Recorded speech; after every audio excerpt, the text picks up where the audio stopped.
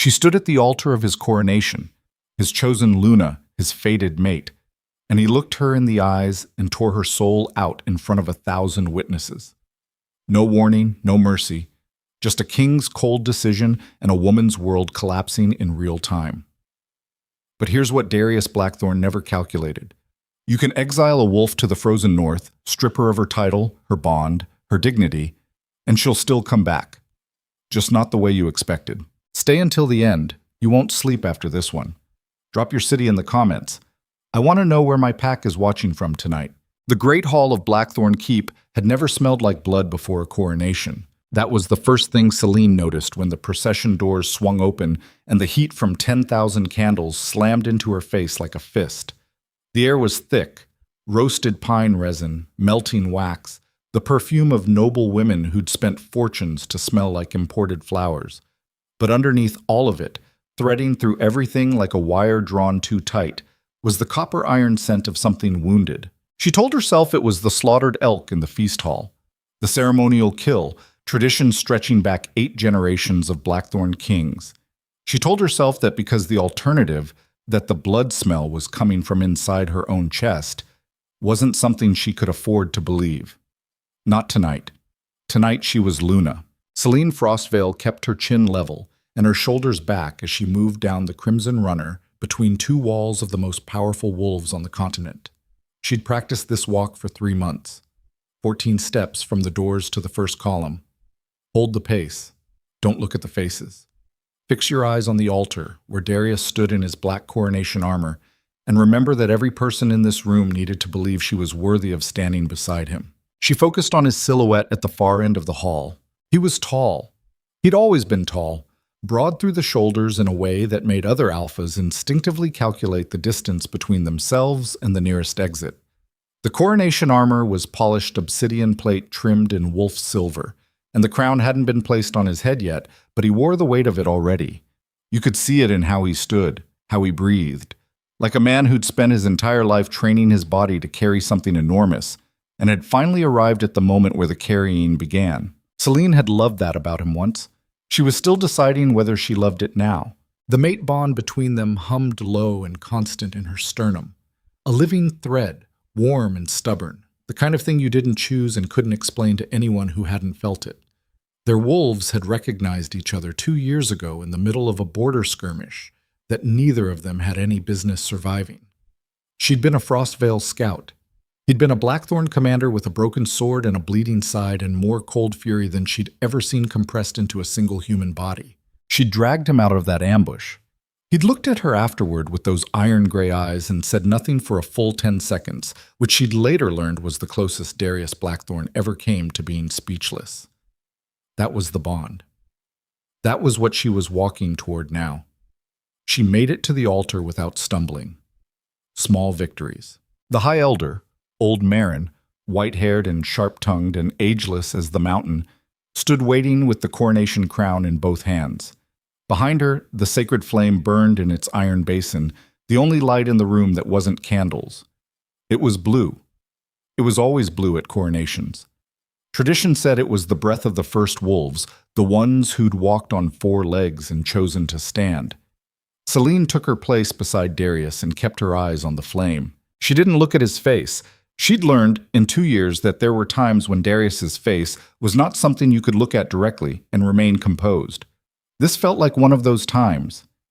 The elder began the ritual words, pact bonds, blood oaths, the weight of the crown, the covenant of protection, the alpha's promise to stand between his people and extinction. Celine had memorized every line of the ceremony. She'd read the transcripts 3 times, flagged the parts where her responses were required, practiced them until they lived in her throat instead of her brain. When Marin placed the crown on Darius's head, the Great Hall released a sound that Celine felt in her molars. 2,000 wolves acknowledging their king, a resonance that wasn't quite sound and wasn't quite silence, but lived somewhere in the animal layer below thought. Her own wolf rose toward it like something drowning reaching for light. Alpha energy, deep and territorial and old, flooding the room. Darius didn't flinch. He stood with the crown on his head and looked out at his kingdom. And for exactly 3 seconds, his eyes found Celine's, and she saw something in them that she couldn't name. Something that looked like regret, which didn't make sense because regret came after the mistake. Then he looked away. "Before we complete the bonding rite," Darius said, and his voice filled the hall the way it always did. Not loud, not projected, just carrying like a stone dropped in still water. "I have a declaration to make." Celine felt the first cold thread move through her stomach. Around her, she heard the rustle of 2,000 people adjusting their attention. Declarations weren't part of the ceremony. Declarations were something else entirely. She made herself stand still. The role of Luna carries the weight of this empire on its shoulders equally with the Alpha King. Darius hadn't moved. He was still facing the hall, not looking at her. That weight demands more than a fated bond. It demands power, lineage, strategic value to the kingdom's survival. The cold thread became a current. Celine heard herself say his name, just his name, one syllable, barely above a breath. Darius. And she heard the sound of it leave her mouth and understood immediately that it was the wrong instinct, that reaching for him right now was the wrong move, but she couldn't pull it back. He turned then. He looked at her with those iron gray eyes, and she saw it clearly now. Not regret. Resolve. The specific kind of resolve that meant a decision had already been made, was already done, and the only thing left was the machinery of consequence. "Celine Frostvale," he said. Her name in his mouth, formal, stripped of everything that had ever lived between them. "I renounce the mate bond." The silence that followed was the loudest thing she'd ever heard. It lasted maybe 2 seconds, maybe less. Then the great hall erupted. Not in outrage, in shock first. The specific paralysis of an audience that has just witnessed something its brain refuses to process. And then in the rapid low-grade chaos of 2,000 people turning to each other with wide eyes, whispering, calculating, their wolves spiking with secondhand aggression and confusion. Celine didn't move. She was aware of several things simultaneously: the heat of the ceremonial flame on the left side of her face, the specific texture of the stone floor through the thin soles of her ceremonial boots, the mate bond in her chest, still there, still warm, still humming its stubborn animal certainty. Because you couldn't renounce a mate bond with words. Words were human things. The bond was something older. She was also aware of Cassia Voss. She hadn't noticed the woman before, which she realized later was intentional. Cassia Voss was standing 12 feet to Darius's right, positioned at the edge of the altar space where visiting dignitaries stood during ceremony. She was tall, sharp-featured, dressed in the deep burgundy of the Voss Empire's house colors. Old money. Old blood. One of the Eastern continent's most powerful alpha lineages, a family that controlled 3 trade routes and 2 mountain passes that Blackthorn had been trying to negotiate access to for years. Cassia Voss looked at Celine with the careful, measured expression of a woman who had been briefed extensively on this moment and had practiced not showing satisfaction. She wasn't entirely successful. "Furthermore," Darius said, and his voice had not changed, not by a fraction, which was somehow worse than if he'd shouted, "I announce my formal intent to bond with Cassia Voss of the Eastern Territories, cementing our alliance and securing the Empire's eastern borders." Someone in the crowd made a sound. Not words, just a sharp exhale.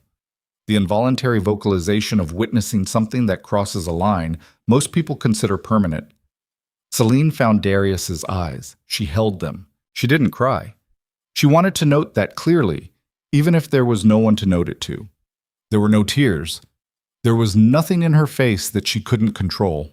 She'd spent the last 2 years learning to exist inside the orbit of a man who treated vulnerability like a strategic liability, and whatever that education had cost her, it had given her this: the ability to stand in front of 2,000 witnesses while her world disintegrated and show them nothing she hadn't chosen to show.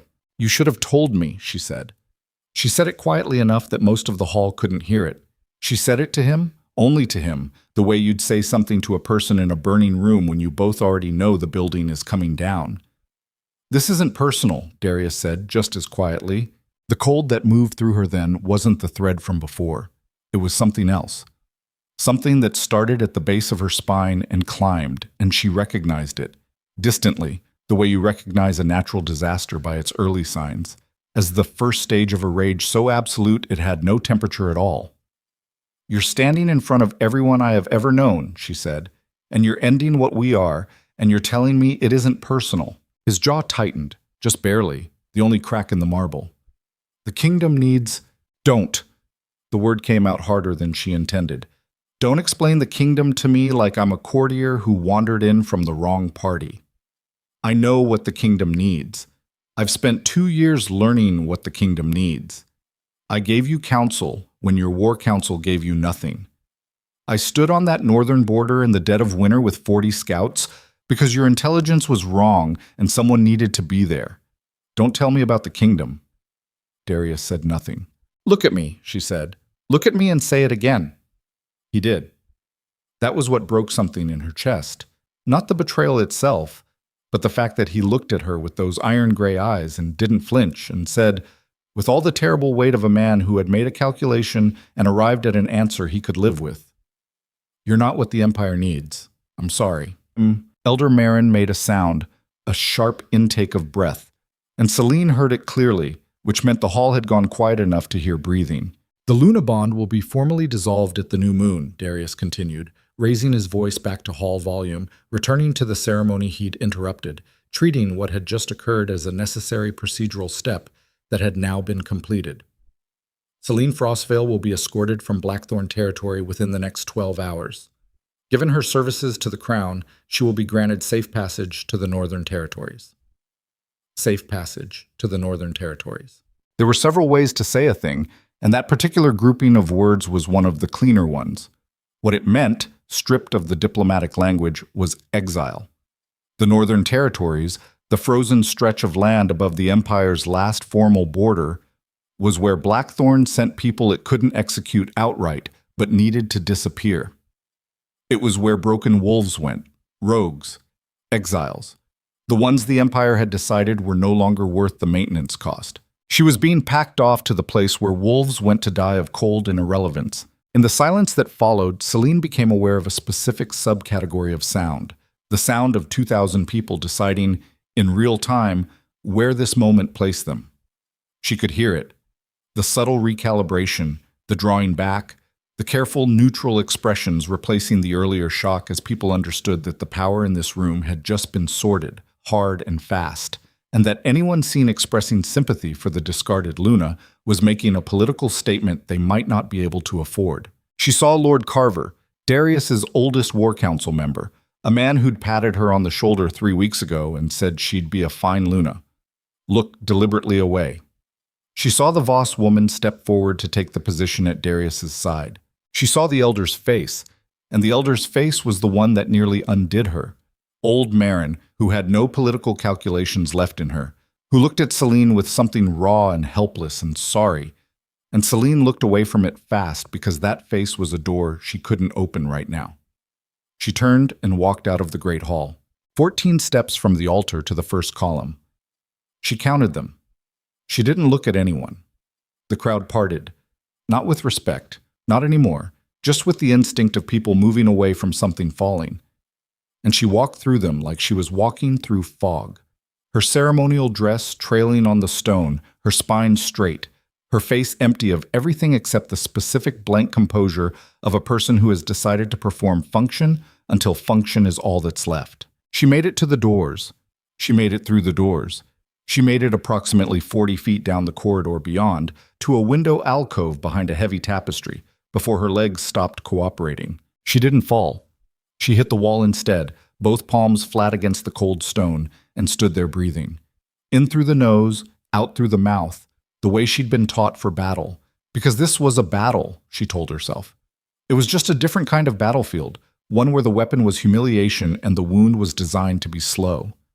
The mate bond pulsed in her chest.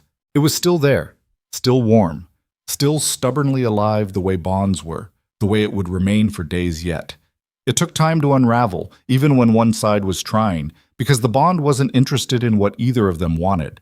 It was just there, old and animal and indifferent to political strategy. She hated it right now. She hated the warmth of it. She hated that some part of her wolf was still reaching toward him through the wall between them. Lady Frostvale. She didn't turn around immediately. She recognized the voice, Petra, her personal attendant, 17 years old and relentlessly loyal in the way that young people were, before they learned how loyalty got used against you. Don't! My lady, they've already sent guards to— I said don't. Celine pushed off the wall. She turned around. Petra was standing at the edge of the tapestry, wide-eyed, her braid coming loose, her hands pressed together in front of her chest in a gesture that meant she was trying not to shake. Celine looked at her and felt something move in her chest that was separate from the bond. Older, simpler, just human. The girl had followed her from Frostvale territory 18 months ago. She had no family in the southern lands. She'd come because Celine asked her to. Go back to Frostvale, Celine said, tonight. Don't wait for morning. I'm not leaving you at Petra. She kept her voice level. She made it a fact, not an argument. What's happening tonight is the kind of thing that sticks to everyone in the vicinity. You go back north. You tell them what you saw. You tell my mother— She stopped. She breathed. Tell my mother that I'm fine. Petra's lower lip was doing something complicated. Is that true? Celine looked at her for a moment. The honest answer was that she didn't know yet. The damage assessment hadn't been completed. She was still in the part of the injury where the body hadn't fully registered what had happened, running on shock and adrenaline and the animal competence that took over when the thinking mind became a liability. Tell her I'm standing, Celine said. That seemed to be close enough. Petra's chin steadied. She nodded once, quick and fierce, and then stepped forward and grabbed Celine's hand and held it so tightly the knuckles went white, and then let go and walked away fast without looking back. Smart girl. The corridor was empty again.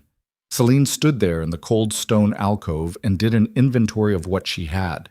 The dress on her back, ceremonial silk, completely useless in any practical context, worth approximately nothing outside a great hall.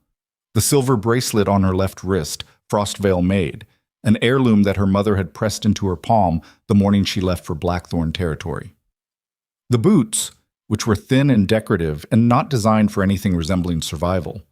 The training in her body, 4 years of scout work, 2 years of running logistics and intelligence for a war council, the specific accumulated knowledge of someone who had spent her adult life learning how things broke and how to keep functioning when they did.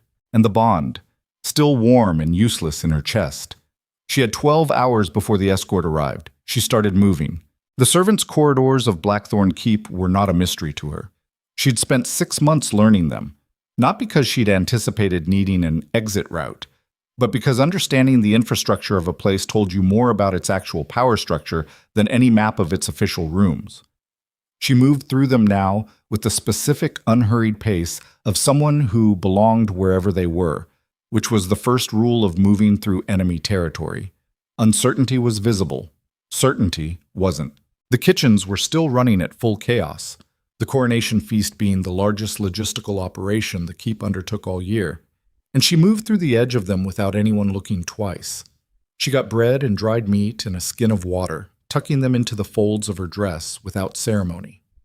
She found a storage room off the east passage and located the winter gear she'd clocked weeks ago during a supply inventory she'd run for the War Council. Heavy wool cloaks, fur-lined, military surplus, nothing ceremonial about them. She took one and a pair of boots, 3 sizes too large for her feet, and stuffed the extra space with strips of wool she cut from the hem of her silk dress with a kitchen knife she'd also taken. She was doing this methodically, step by step. She was not thinking about the Great Hall. She was not thinking about the look on Darius's face, that resolved, terrible look, or the sound of 2,000 people making their calculations, or the Voss woman stepping into her place at the altar.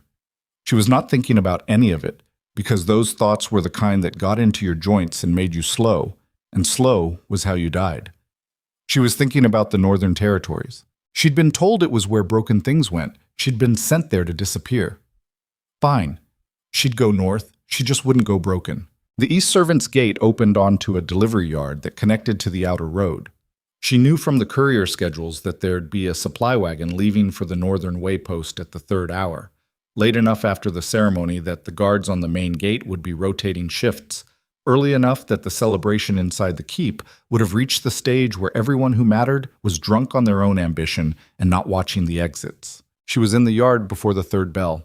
The wagon master was a compact, weathered woman named Bessa, who had been running supply routes between Blackthorn Keep and the outer territories for 11 years, and who had, On one occasion, helped Celine run intelligence packets to border scouts without routing them through the War Council's official channels. Not out of loyalty to Celine particularly, just out of the pragmatic disregard for authority that long-haul freight workers tended to develop as a survival mechanism. When Celine climbed up beside her on the wagon bench, Bessa looked at her. Looked at the oversized military cloak and the stuffed boots and the bread visible through the folds of silk still showing at the hem.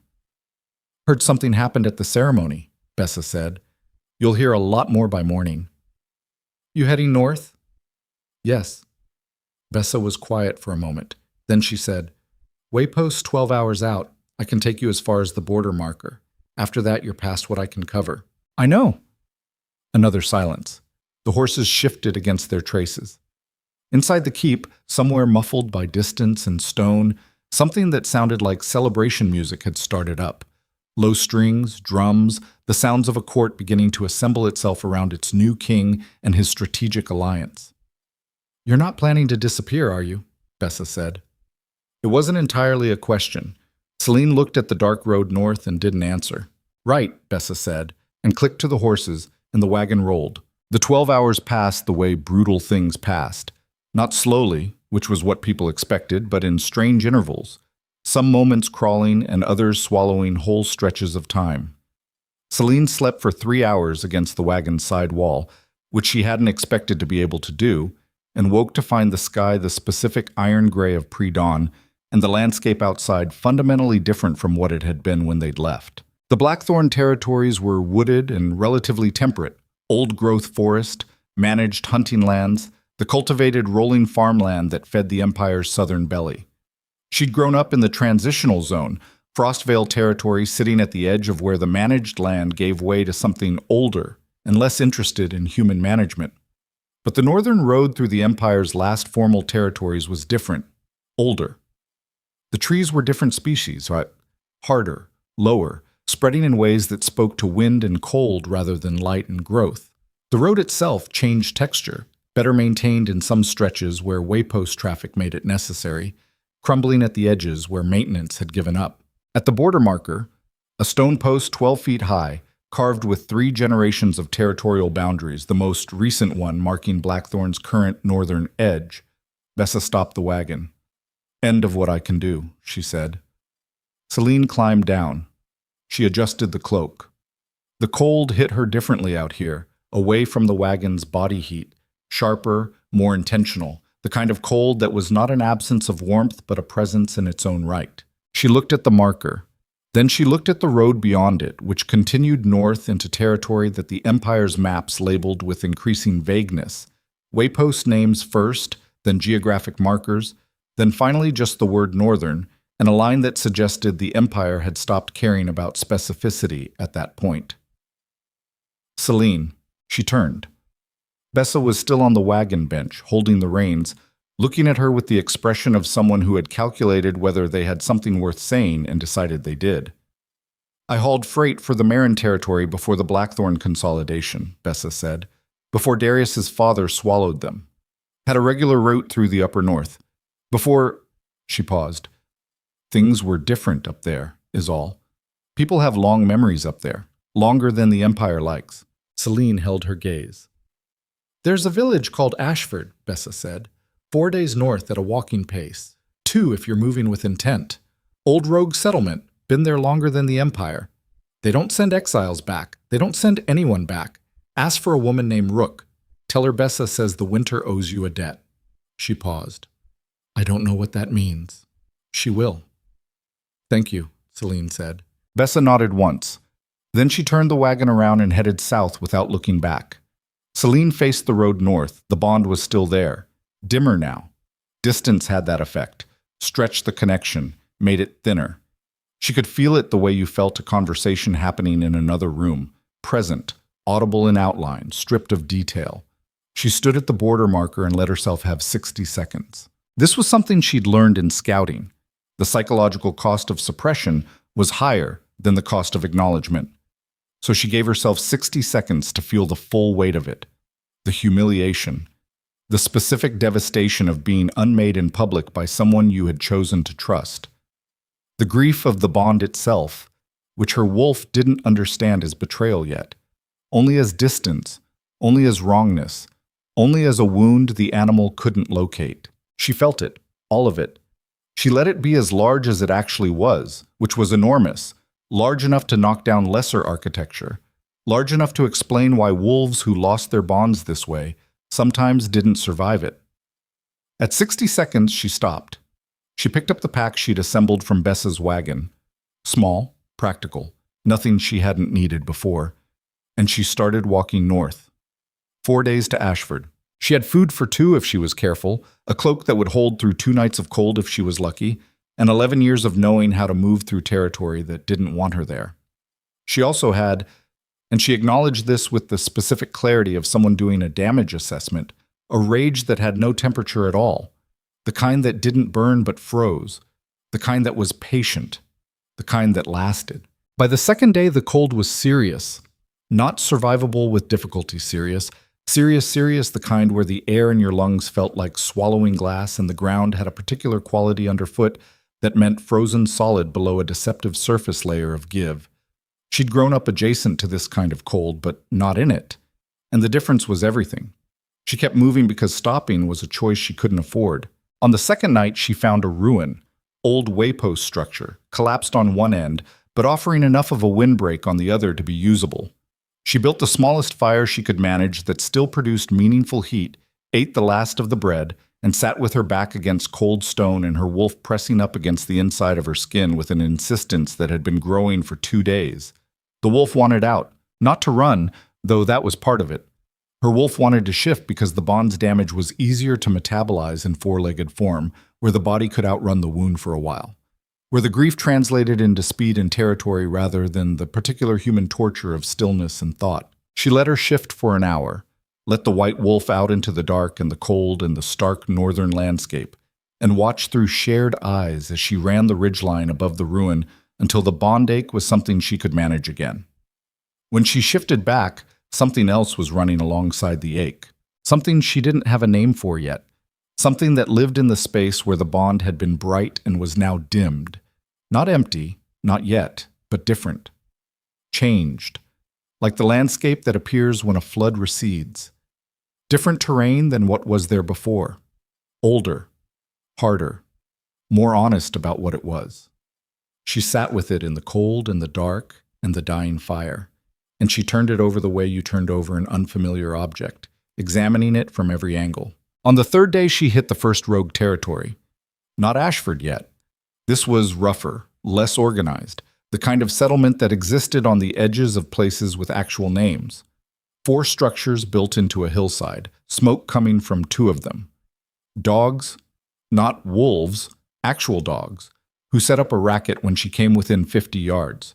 The man who came out was large, weathered to leather, with the particular eyes of someone who had lived past 40 in a place that killed most people by 30.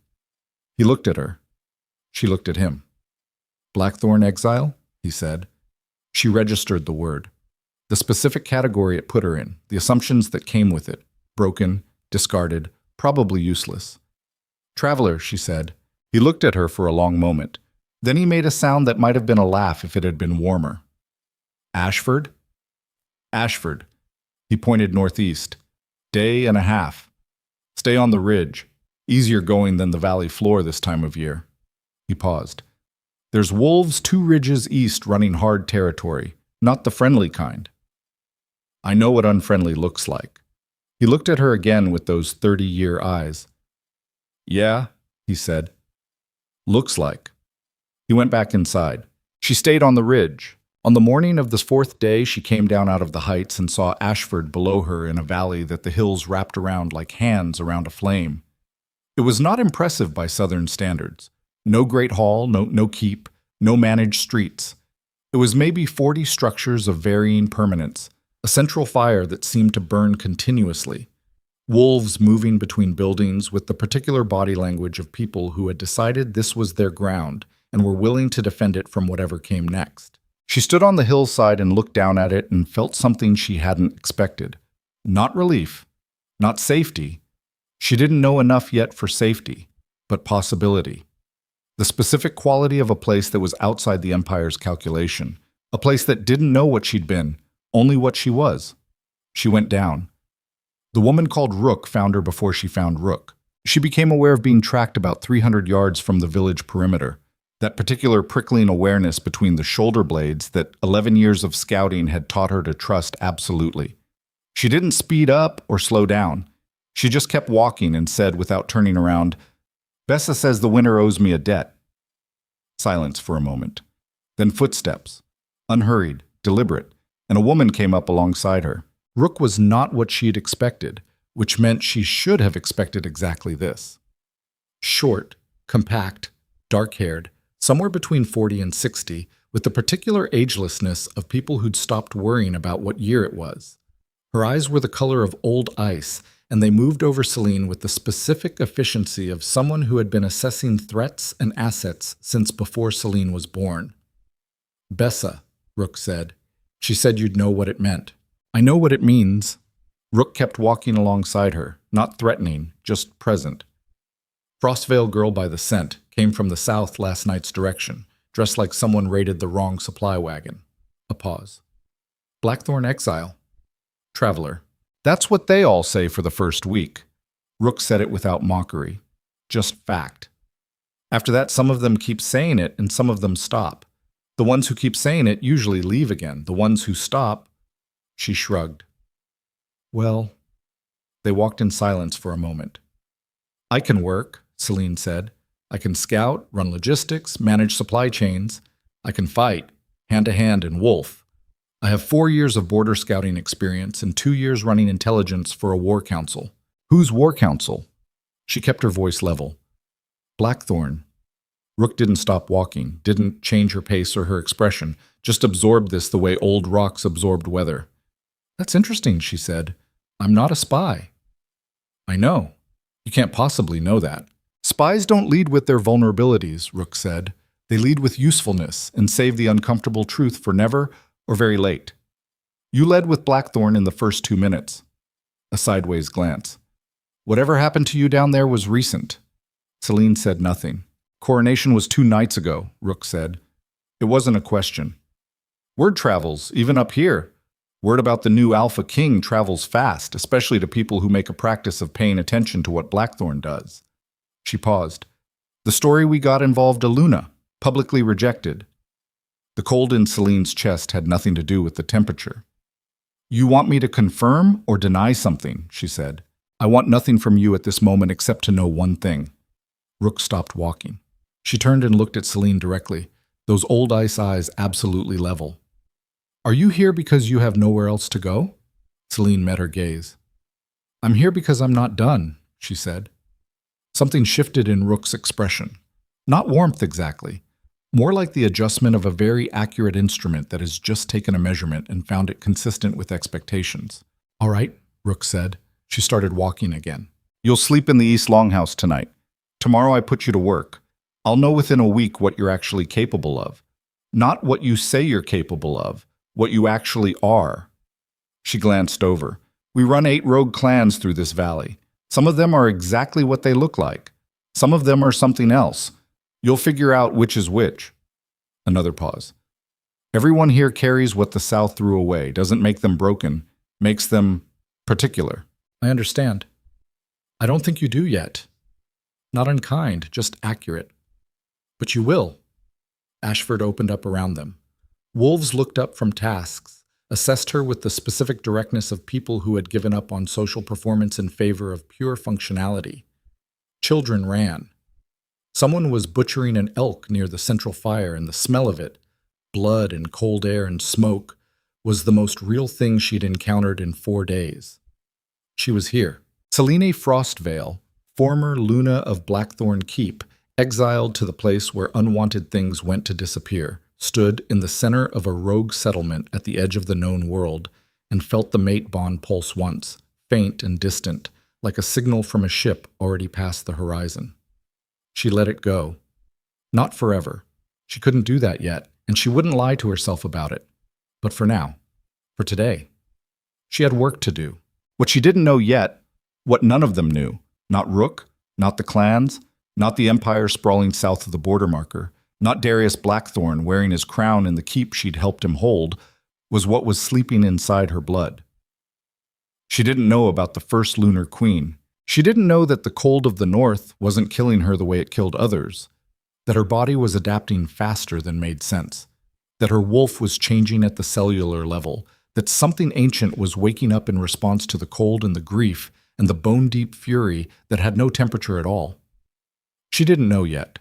But on the third night in Ashford, when she woke at the second hour from a dream she couldn't remember with frost on her skin where no frost should have been able to form, inside under the blankets on her own body heat, and looked at her hands in the darkness and saw them glowing faint silver white, like moonlight trapped in flesh, she thought, something is happening to me. And somewhere in the oldest part of her, in the place below thought and below wolf and below anything the Empire had ever touched or named or owned, something answered back. What just woke up inside Celine Frostvale's blood? And does it have anything to do with why Darius really destroyed her that night? The frost on her skin didn't melt. That was the thing that held her in place. Sitting upright in the dark of the East Longhouse, blankets pooled around her waist, the cold of the northern night pressing flat against the walls. Because frost on skin melted. That was a physical law, not a preference. Body heat was body heat. It did what it did. Frost in contact with living skin at normal temperature had one option and one option only, and disappearing was not it. The frost on the backs of her hands was not melting. Celine held them up, turned them slowly. The glow was dimmer now than it had been in the first seconds after waking, dropping from that sharp silver white to something more like the phosphorescence you occasionally saw in deep water, faint and sourceless, and deeply wrong by any ordinary accounting. The frost sat in the creases of her knuckles and the webbing between her fingers in delicate crystalline formations that she recognized from the ridge-lined surfaces she'd crossed yesterday. Not skin frost. Ice frost. The real kind. She pressed her right thumb against her left palm. Warm. Her body temperature was entirely normal. The frost was coming from outside the warmth. Or through it. Or both. Which made no sense. Which was perhaps the point. Around her in the longhouse, 7 other wolves slept the dense, flat sleep of people whose bodies were doing the work of surviving cold. Nobody stirred. The central fire had banked down to coals. Outside, the wind was having a conversation with the roof beams in the low register that northern structures developed after enough winters. She closed her hands into fists. The glow died. The frost cracked off in small pieces that hit the blanket and disappeared before they landed. Like they'd never been there, like the whole thing was a question the dark had asked and then immediately retracted. She sat with her fist closed in her lap and breathed through her nose and listened to the sleepers around her and thought with the particular precision of someone who had learned that panic was a resource expenditure you couldn't always afford.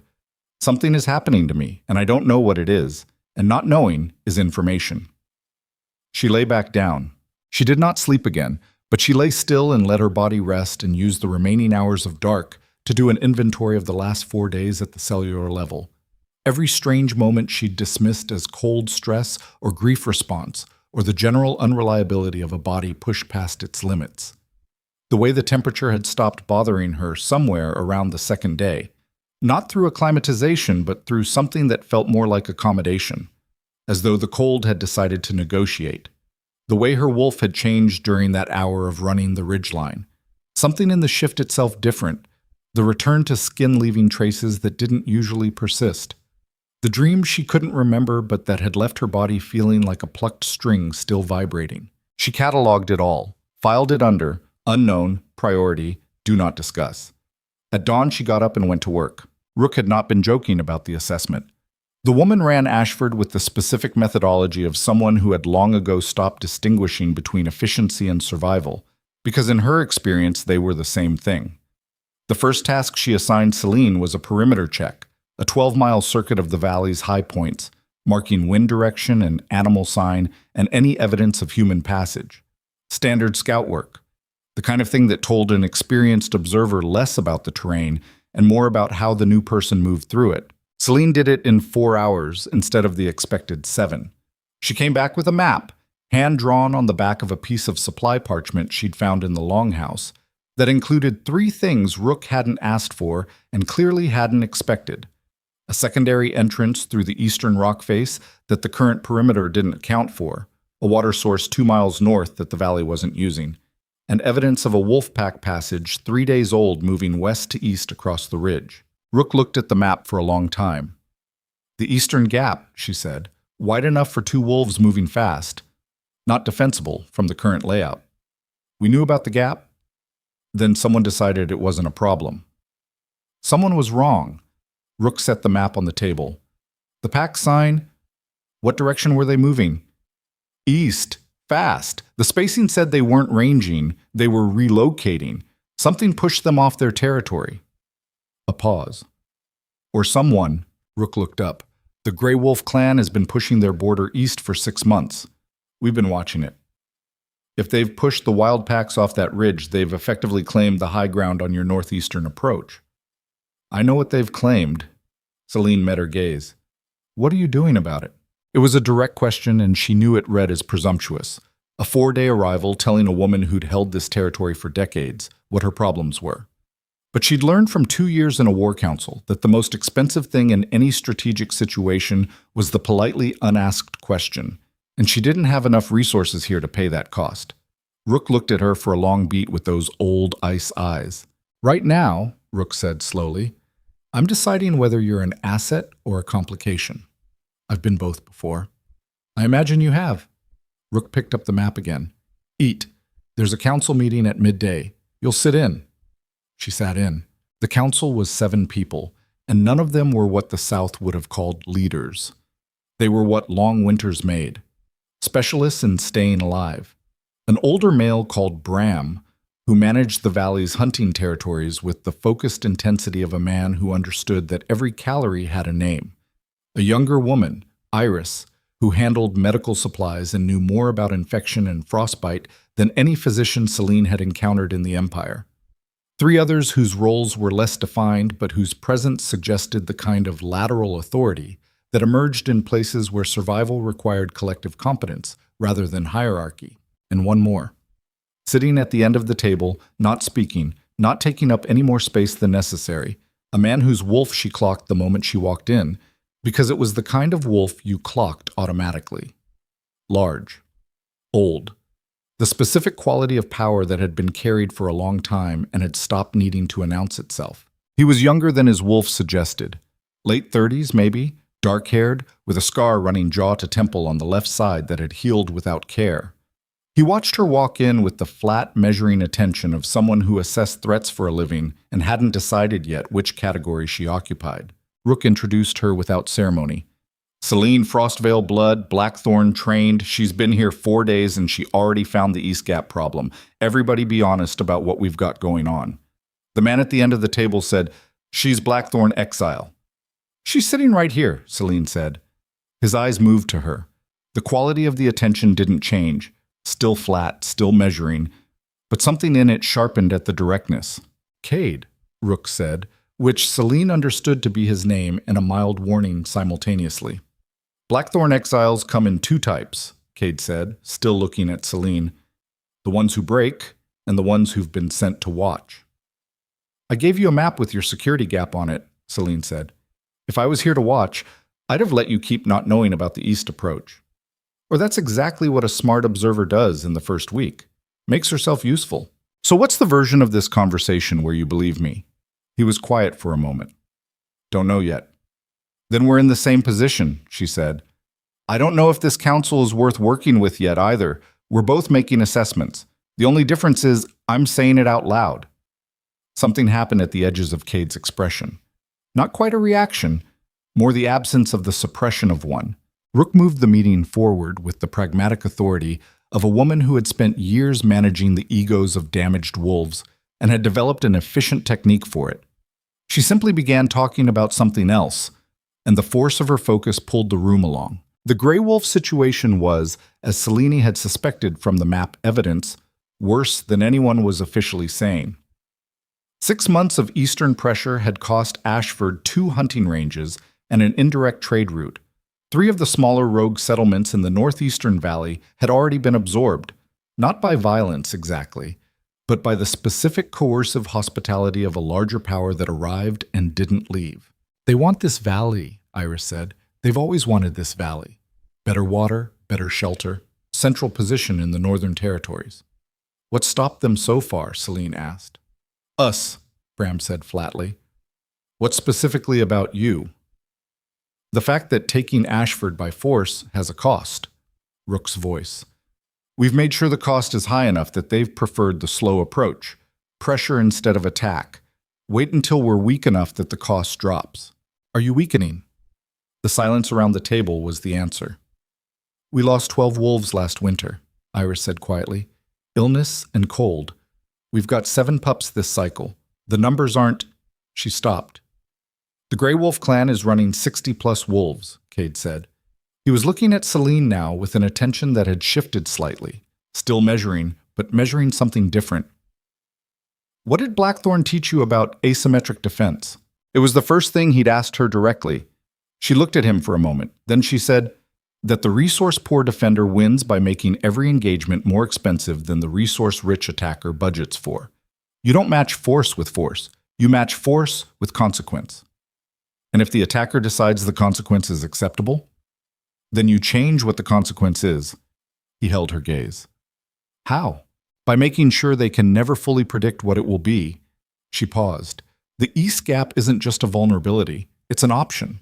If Grey Wolf thinks they've found your soft approach and they move through it, and what they find on the other side isn't what they expected, you want to use it as a trap, Rook said. I want to use it as a message. There's a difference. Around the table, the quality of attention had shifted. She felt it.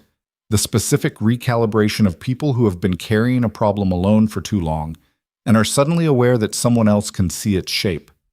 She'd felt this before, in the War Council, in the tent briefings before border operations. The moment when the room understood that the person speaking was not just describing the problem, but had already begun solving it.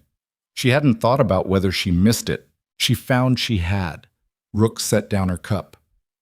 You'll work with Cade on the Eastern Defense, starting tomorrow. Cade said nothing. He looked at Celine with those flat measuring eyes, and she looked back, and neither of them agreed to anything out loud, which was, in its own way, an agreement. The council ended. She was 3 steps out the door when Cade's voice came from behind her. Frostvale. She stopped but didn't turn immediately. Old habit. You didn't show that the voice behind you had any power to stop you until you decided it did. She turned. He was in the doorway, arms crossed, the scar on his jaw catching the pale northern light. The East Gap solution, he said. You thought of that on the perimeter walk, didn't you? Not here. Yes. 12 miles in 4 hours producing a tactical map. That's not scout work pace, that's command pace. His eyes didn't waver. What were you in Blackthorn? Luna-elect. She said it flat and clean and watched his face for the specific reaction people had to that word now. The pity, or the contempt, or the calculating recalibration. She'd seen all 3 in 4 days. She was beginning to be able to predict which type she was talking to within the first 30 seconds. Cade's face did something she hadn't cataloged yet. It went very still. Luna-elect, he repeated, past tense. I know what past tense means. He was quiet for a moment. You ran his intelligence operation. I contributed to it. That's not a denial. No, she said. It's not. Another silence. He looked at her the way you looked at a locked door when you were trying to decide if you had the right key. The Grey Wolf clan, he said, their alpha, Sarek, was at the Blackthorn coronation as a guest dignitary.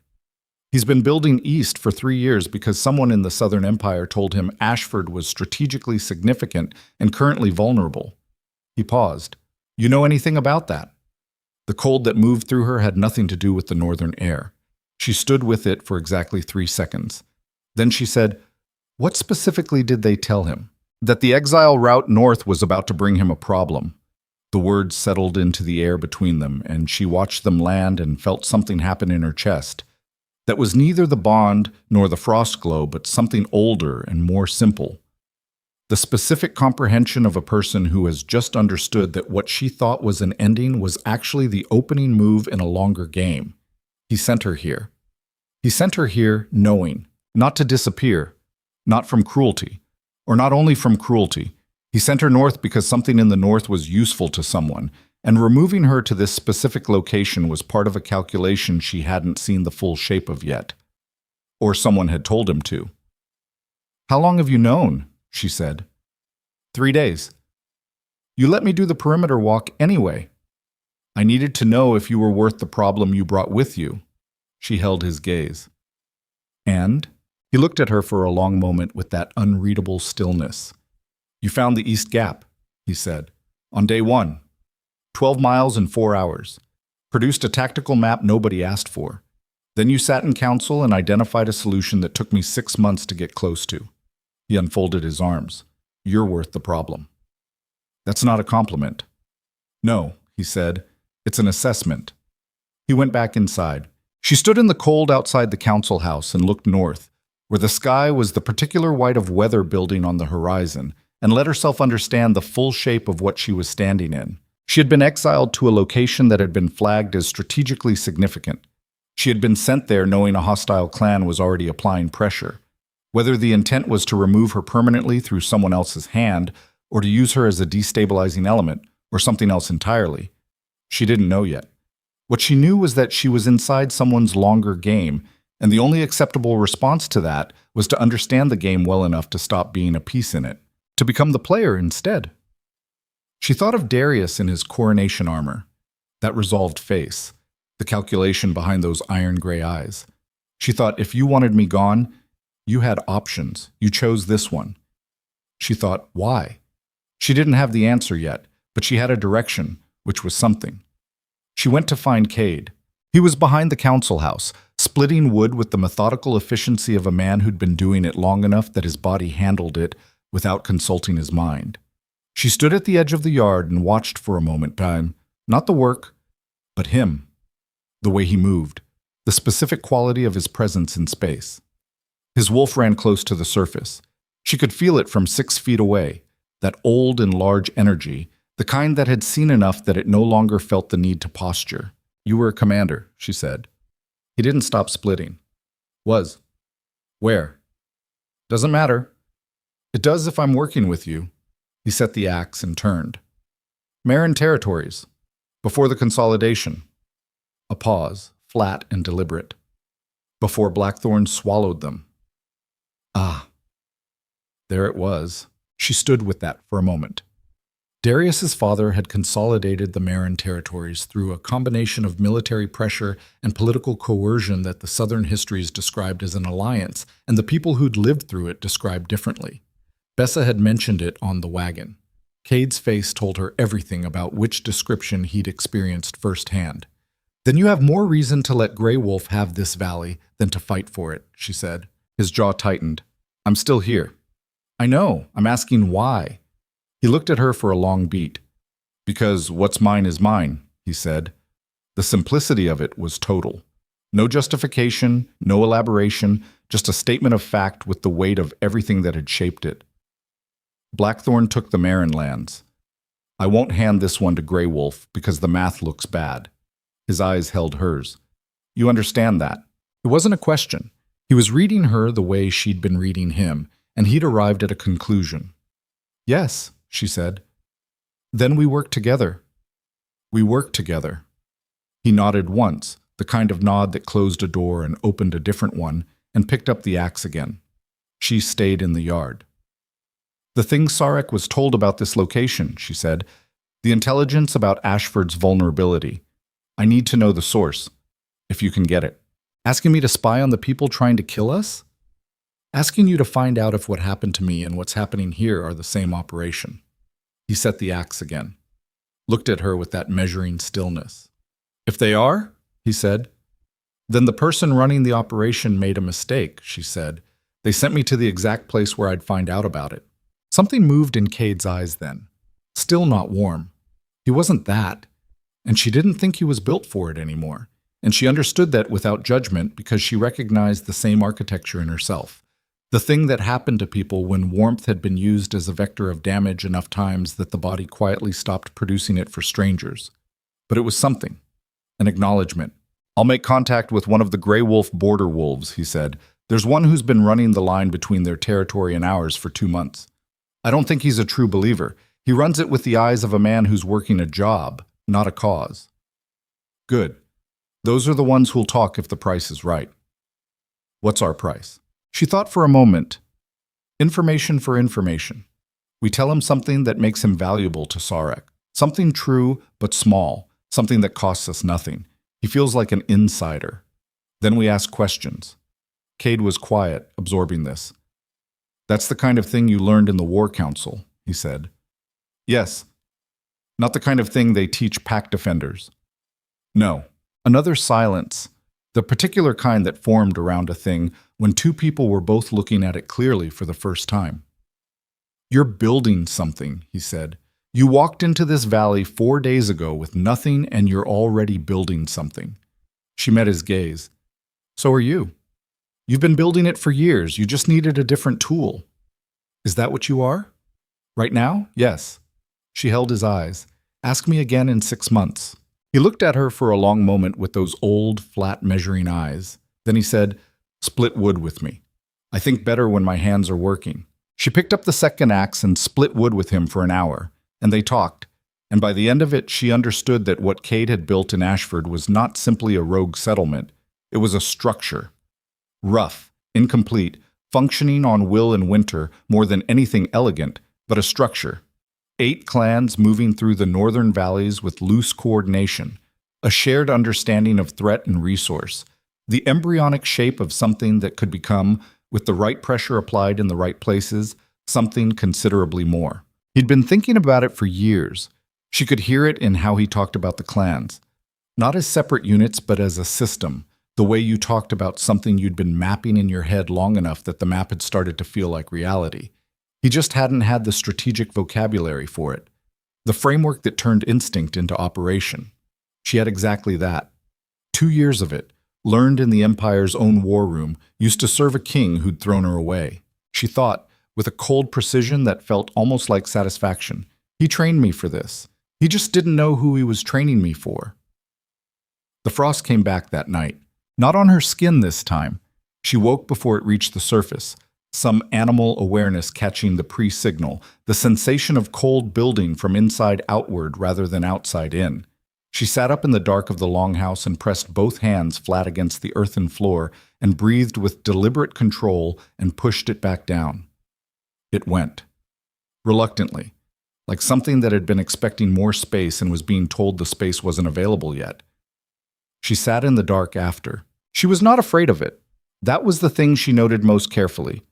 The absence of fear, which was either courage or a more profound kind of damage, and she wasn't certain which. But the cold that lived in her blood, whatever it was and wherever it came from, did not feel like threat. It felt like... She searched for the word, found it uncomfortable, used it anyway. Inheritance. Like something that had always been there and was only now figuring out that the door was open. She didn't know what the first Lunar Queen was. She barely knew the stories. Northern myths, the kind the Empire dismissed as rogue clan superstition. Tales of a wolf woman who'd walked the ice before kingdoms existed, who'd carried the cold itself as a weapon, whose bloodline had scattered into the frozen territories centuries ago. She filed it under, unknown, priority, do not discuss. And then, because she was alone in the dark, and there was no strategic cost to honesty, she kept entirely internal. She amended it to unknown, priority, figure out before anyone else does. On the 8th day, the gray wolf border wolf made contact. He was young, early 20s, broad-built, with the nervous energy of someone operating at the edge of his loyalty's comfortable boundary. Cade had been right about the job, not a cause quality. Celine watched him from the ridge as he made his circuit and identified it in the first 3 minutes. He was careful and competent and completely unprepared for the fact that someone had been watching him as carefully as he'd been watching them. She came down off the ridge at the point in his circuit where the trees provided cover from both directions. She stepped out of the tree line 10 feet in front of him and stood still. He stopped. His hand went to the blade at his hip. "Don't," she said. "I'm not here for trouble. I'm here for a conversation." He assessed her with quick, scanning eyes, young enough that he hadn't developed the full stoic mask yet. She could read him like a page. Threat evaluation, retreat calculation. The specific pause when a trained fighter determines that the person in front of them is also trained, and the math changes. "You're the new one," he said. From Ashford. Yes? Blackthorn exile. She was beginning to find the frequency with which people led with this either exhausting or clarifying. This time, it felt like the second. What do you know about why I was exiled? Something flickered in his eyes. Nothing. You paused before that answer. His jaw tightened. He was 23, maybe 24, and he wasn't built for interrogation yet.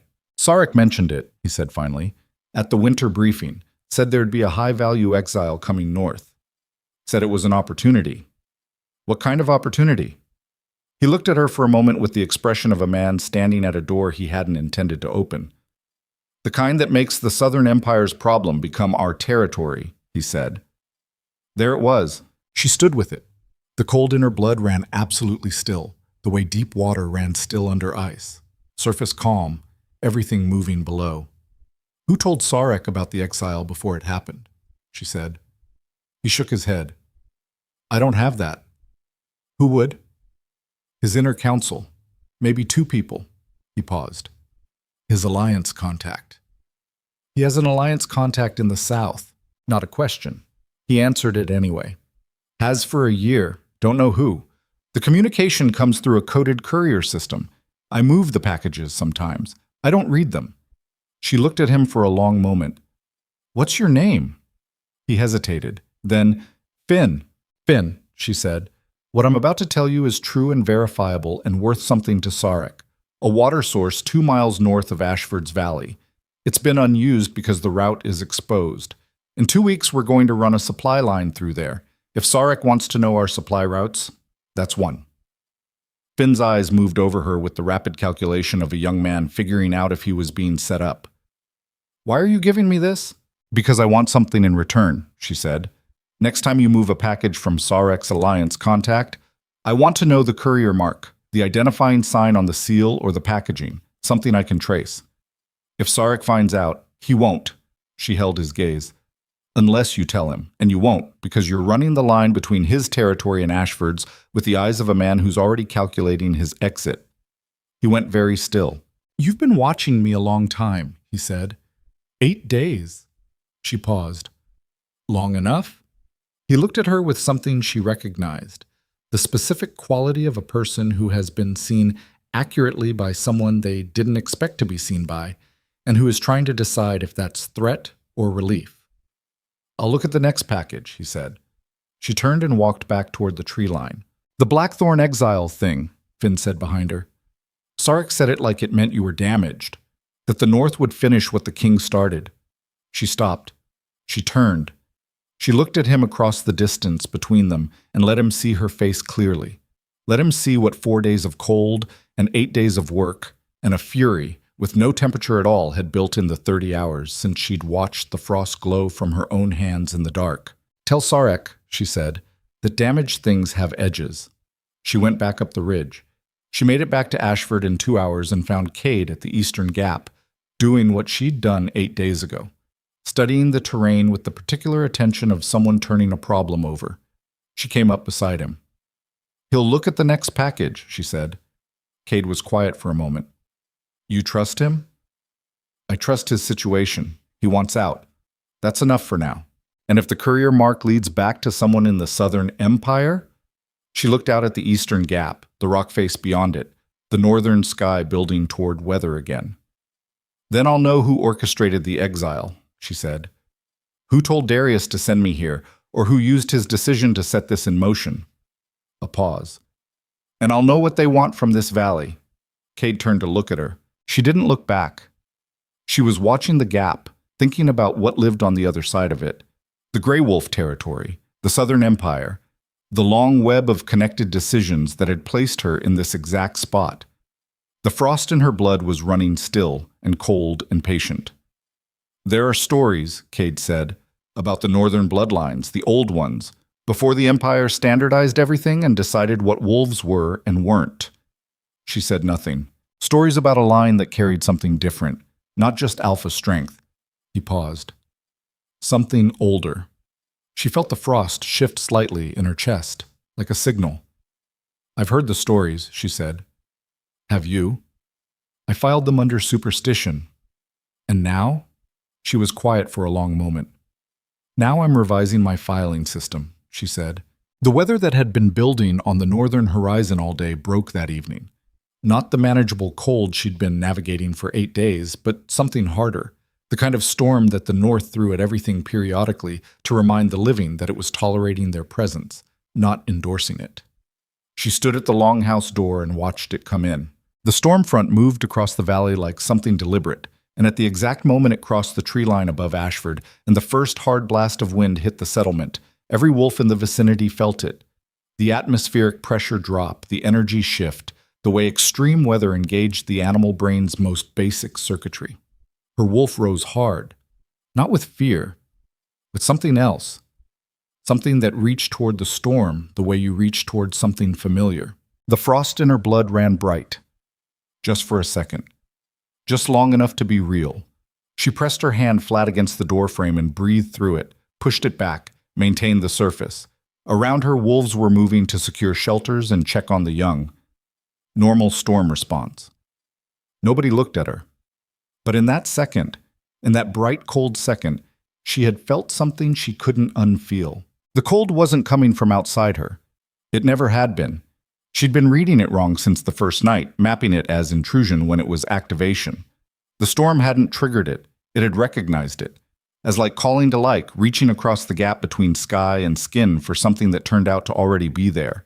She stepped back from the door. She thought, with as careful precision of someone who has just identified a weapon they didn't know they were carrying, I need to understand what I am before someone else figures it out first. She thought, because whoever sent me north knew something about this valley, and something about me, and those two facts are connected, and the connection is the answer. She thought, and when I have the answer, nothing about what comes next will look like what anyone planned. The storm hit the valley full force, and inside it, in the old longhouse that smelled of wood smoke and survival, Celine Frostvale sat with her back against the wall and her hands in her lap, and felt the cold in her blood burning like a second heart, patient and ancient and absolutely without mercy. And somewhere in the south, in the War Council chamber of Blackthorn Keep, a sealed message arrived for the new king bearing a courier mark that matched exactly the mark on the packages Finn had been moving through the northern line for a year. And the name beneath the seal was one that Darius Blackthorn had trusted without question since the day he took the throne. The Empire's most dangerous secret isn't in the frozen north. It's been sitting at the king's right hand the entire time. The storm lasted 3 days. Not unusual for the north in this season. Rook had said as much when Celine asked, that flat, pragmatic tone she used for facts that required no editorial, just acknowledgement. 3 days of wind that came off the high ridges like something with intent, packing snow into every gap and joint and exposed surface, until Ashford looked less like a settlement and more like the land's attempt to reclaim what had briefly been borrowed from it. They worked through it. That was the rhythm of the place. Weather was not an interruption, it was a condition, and you adjusted your operation accordingly. Supply checks, structural reinforcement, the careful managed burn of fuel reserves. Celine ran inventory on the Eastern Longhouse stores and found 3 separate accounting errors that had been accumulating quietly for months. The kind of slow bleed that didn't look like anything critical until the moment it was. She fixed them, filed the corrections with Bram, who looked at the revised numbers with the expression of a man who had been carrying a weight without knowing exactly how heavy it was, and had just been handed the measurement. He said, "How long have you been doing this kind of work?" She said, "Long enough?" He nodded and didn't ask more, and that was the particular economy of Ashford that she was beginning to understand. People here didn't ask for more than the answer that was actually given. They'd all learned, in their various ways, that surplus information was another kind of exposure. On the second night of the storm, Rook came and sat beside her at the inventory table and didn't say anything for a while. Just sat. Celine had learned in 2 weeks that this was how Rook approached things that required careful handling. She arrived first and established presence before she brought the thing itself, which was either wisdom or an old habit that had calcified into technique. "You're not sleeping well," Rook said finally. "I'm sleeping fine. You're sleeping functionally. There's a difference." A pause. "Your hands have been cold since you arrived. Colder than the temperature accounts for." Celine set down her counting stick. "How long have you been noticing that?" she said. "Since day 2. Rook's voice was unhurried. I've been in the North a long time, Celine. I've seen what it does to people who aren't built for it, and I've seen what it does to people who are. A beat. And I've seen one other thing. Once, 30 years ago. A woman who came up from the old border territories with nothing but a rogue's mark on her wrist and cold light in her skin. The frost in Celine's blood ran absolutely still. What happened to her, she asked. Rook was quiet for a moment. She became something the North needed her to be. Another pause. It cost her everything she'd planned on being instead. Celine looked at the inventory numbers without seeing them. That's not a comforting story, she said. It wasn't meant to be. Rook stood. Whatever's in your blood, don't fight it in the dark alone. That's how it breaks the wrong way. She left. Celine sat at the table for a long time after, listening to the storm work on the walls. The frost pulsed once, slow and deep, like a second heartbeat finding its rhythm. She didn't push it back this time. She just let it be there, let it run its slow cold current through her chest and down her arms to her hands, and watched the air directly above her palms develop that faint silver phosphorescence, and breathed and thought, all right, I hear you. Nothing answered in words, but something settled, like a tension releasing that she'd been holding so long she'd forgotten the holding. On the third day the storm broke. Finn was waiting at the eastern approach. She saw him from 200 yards. He'd positioned himself in the open, which was either stupidity or the specific body language of a man who wanted to be seen approaching cleanly, no cover, no ambiguity. He was standing with his hands visible and his face toward Ashford, and the particular stillness of someone who had made a decision and was waiting for the consequences of it. She came down without Cade. She'd considered bringing him and decided against it. Finn had given her the border wolf information without other witnesses, and something in the dynamic of that first conversation suggested he'd close up under an audience. She stopped 10 feet from him. You have something, she said. He looked at her with eyes that had aged since their first meeting. Not dramatically, just the specific compression of someone who had done something that crossed a line in their own accounting and was now on the other side of it, learning what the view looked like. The package came through yesterday, he said, morning of the second storm day. I run the eastern route. I'm supposed to pass them to a relay wolf at the tree line who takes them south. But the relay didn't show. Storm pushed him out 2 hours. I had the package in my hands for those 2 hours. He paused. I looked at the seal. And he reached into his coat and produced a small piece of rough bark. He'd made a rubbing of the seal, pressing charcoal into the impression and lifting the mark. She took it. She looked at it. The mark was a sigil, not the Grey Wolf clan's territorial mark, which she knew from the boundary stones she'd catalogued on the perimeter walk. This was something else, a paired set of lines crossing at a specific angle, with a small distinctive notch cut into the upper left quadrant. The kind of mark a house or a family used for private correspondence. The kind you didn't see in official documentation because it was specifically designed for communications that official documentation could never acknowledge. She knew this mark. She stood in the cold 10 feet from Finn and looked at the charcoal rubbing and felt the world do something quiet and total. Not a dramatic shift, not the ground opening, just the specific internal reorganization of a person who has just acquired the piece that makes every previously confusing thing suddenly horribly legible. Lord Carver. The mark was Lord Carver's private house sigil. She'd seen it once, 18 months ago, on a courier packet she'd processed for the War Council's internal routing, one of the 40 administrative tasks she'd absorbed in the first months at Blackthorn, because absorbing administrative tasks was how you learned where the power actually ran versus where everyone said it ran. Huldren Carver, Darius's oldest council member, the man who'd been at Blackthorn's war table since before Darius's father died, the man who'd patted her on the shoulder 3 weeks before the coronation and said she'd be a fine Luna. The man who had looked deliberately away when she walked out of the Great Hall. She understood now why he'd looked away. Not from discomfort, from the specific kind of studied neutrality a person performed when they've arranged what they're witnessing and don't want their face to register the outcome check. He'd arranged it, not just the exile. The destination, the specific northern location where Grey Wolf was already applying pressure, where her arrival would either be absorbed and disappeared or would destabilize the valley in ways that served his longer operation. Either way, Carver won. If the North killed her, an inconvenient intelligence asset was gone. If Grey Wolf used her arrival as the pretext to move on Ashford, the northern rogue settlements got consolidated under a clan that Carver had been corresponding with for a year. And if neither of those things happened, if she was still standing and thinking clearly after 2 weeks in the cold, well, she suspected he hadn't fully accounted for that option. People who moved other people like pieces tended to underestimate the pieces. "The relay wolf," she said. Her voice came out level. She was noting this with one part of her mind, the part that ran the inventory of her own function, because level was not what she felt.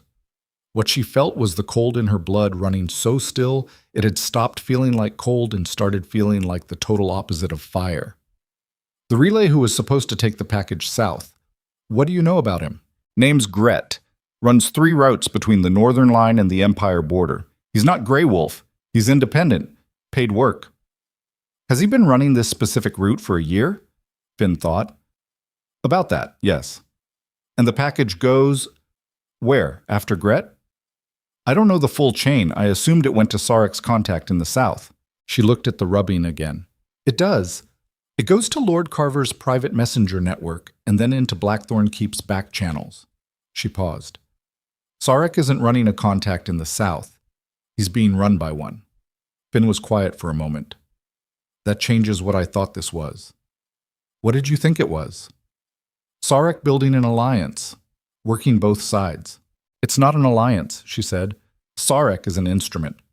Carver has been using the Grey Wolf clan's territorial ambition to destabilize the northern settlements for a year. When the settlements fragment, Blackthorn has justification for a northern military campaign. They absorb the territories. The trade routes through the northern valleys, the ones Ashford sits in the center of, become Empire property.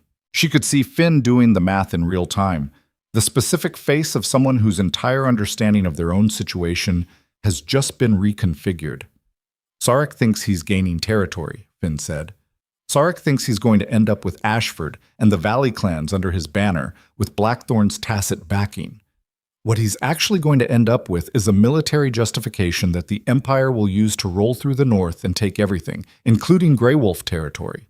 He's being set up. He's a useful idiot with good instincts and bad information. Yes." She folded the rubbing and put it inside her coat. "And so was I." The last part she said quietly, almost to herself. Finn looked at her. "What are you going to do?" She looked north for a moment, then back at him. "What are you going to do?" "Because what you just did, making that rubbing, bringing it here, that's not someone running a line for a paycheck anymore." He held her gaze. His jaw was tight. 23 years old and standing at the intersection of 2 different futures, and he knew it. And she didn't try to make it easier because making it easier would be a kind of lie. "I'm done with Sarek," he said. "Saying that and surviving it are different problems." "I know." A beat. "I can get out before he knows I looked at the package. The relay didn't see me. I passed it off clean, but I can't go back to the Eastern line after this." She looked at him for a long moment. "Can you run courier routes?" "It's what I do." "I need a courier," she said. "Someone who knows the northern paths and can move between the valley settlements without looking like they're building a network. Someone who's done enough work for enough different parties that one more isn't suspicious." He was quiet. "It's not a safe job," she said. "None of them are." He looked at her with those newly aged eyes. "All right." She went back to Ashford and found Cade and told him everything. She told it straight, no softening, no diplomatic structuring, just the sequence of information in the order she'd acquired it and what it meant in order. She'd learned in the War Council that the speed and accuracy of a briefing determined whether the person receiving it could make good decisions from it, and she was not interested in managing Cade's reaction. She was interested in his thinking. He listened without interrupting. When she finished, he was quiet for 30 seconds. Then he said, "Carver." "Yes." "He's been at that table since the previous king." "Yes." "Darius trusts him the way you trust the floor," Cade said. "Completely, without thinking about it, because the alternative is standing in the air." The image landed. She felt it land in her own chest, and she pressed it down, because what she felt about Darius Blackthorn's strategic vulnerabilities was not something she could afford to spend resources on right now. How long before Carver realizes Ashford isn't fragmenting the way he planned, she said, Cade thought. His timeline for the Northern campaign, if I had to guess from the pressure Grey Wolf's been running, maybe 4 months. 6 at the outside. He needs the Valley settlements visibly destabilized before he can justify the military push to the War Council. 4 months? Maybe less. If he sent you north as the destabilizing element, and it's been 2 weeks with no movement, he'll send something else, she said. Yes, she stood with that. The cold in her blood ran its patient current, and she let it run and thought about 4 months, and the 8 rogue clans that Cade had been quietly coordinating for years, and the East Gap in Ashford's perimeter and Finn, who could run northern courier routes, and the water source 2 miles north, and the inventory errors she'd already fixed, and the specific architecture of a thing that had been building without realizing what it was building toward. We need to move faster than we've been moving, she said. I know. The clan coordination you've been doing, the loose network. How loose?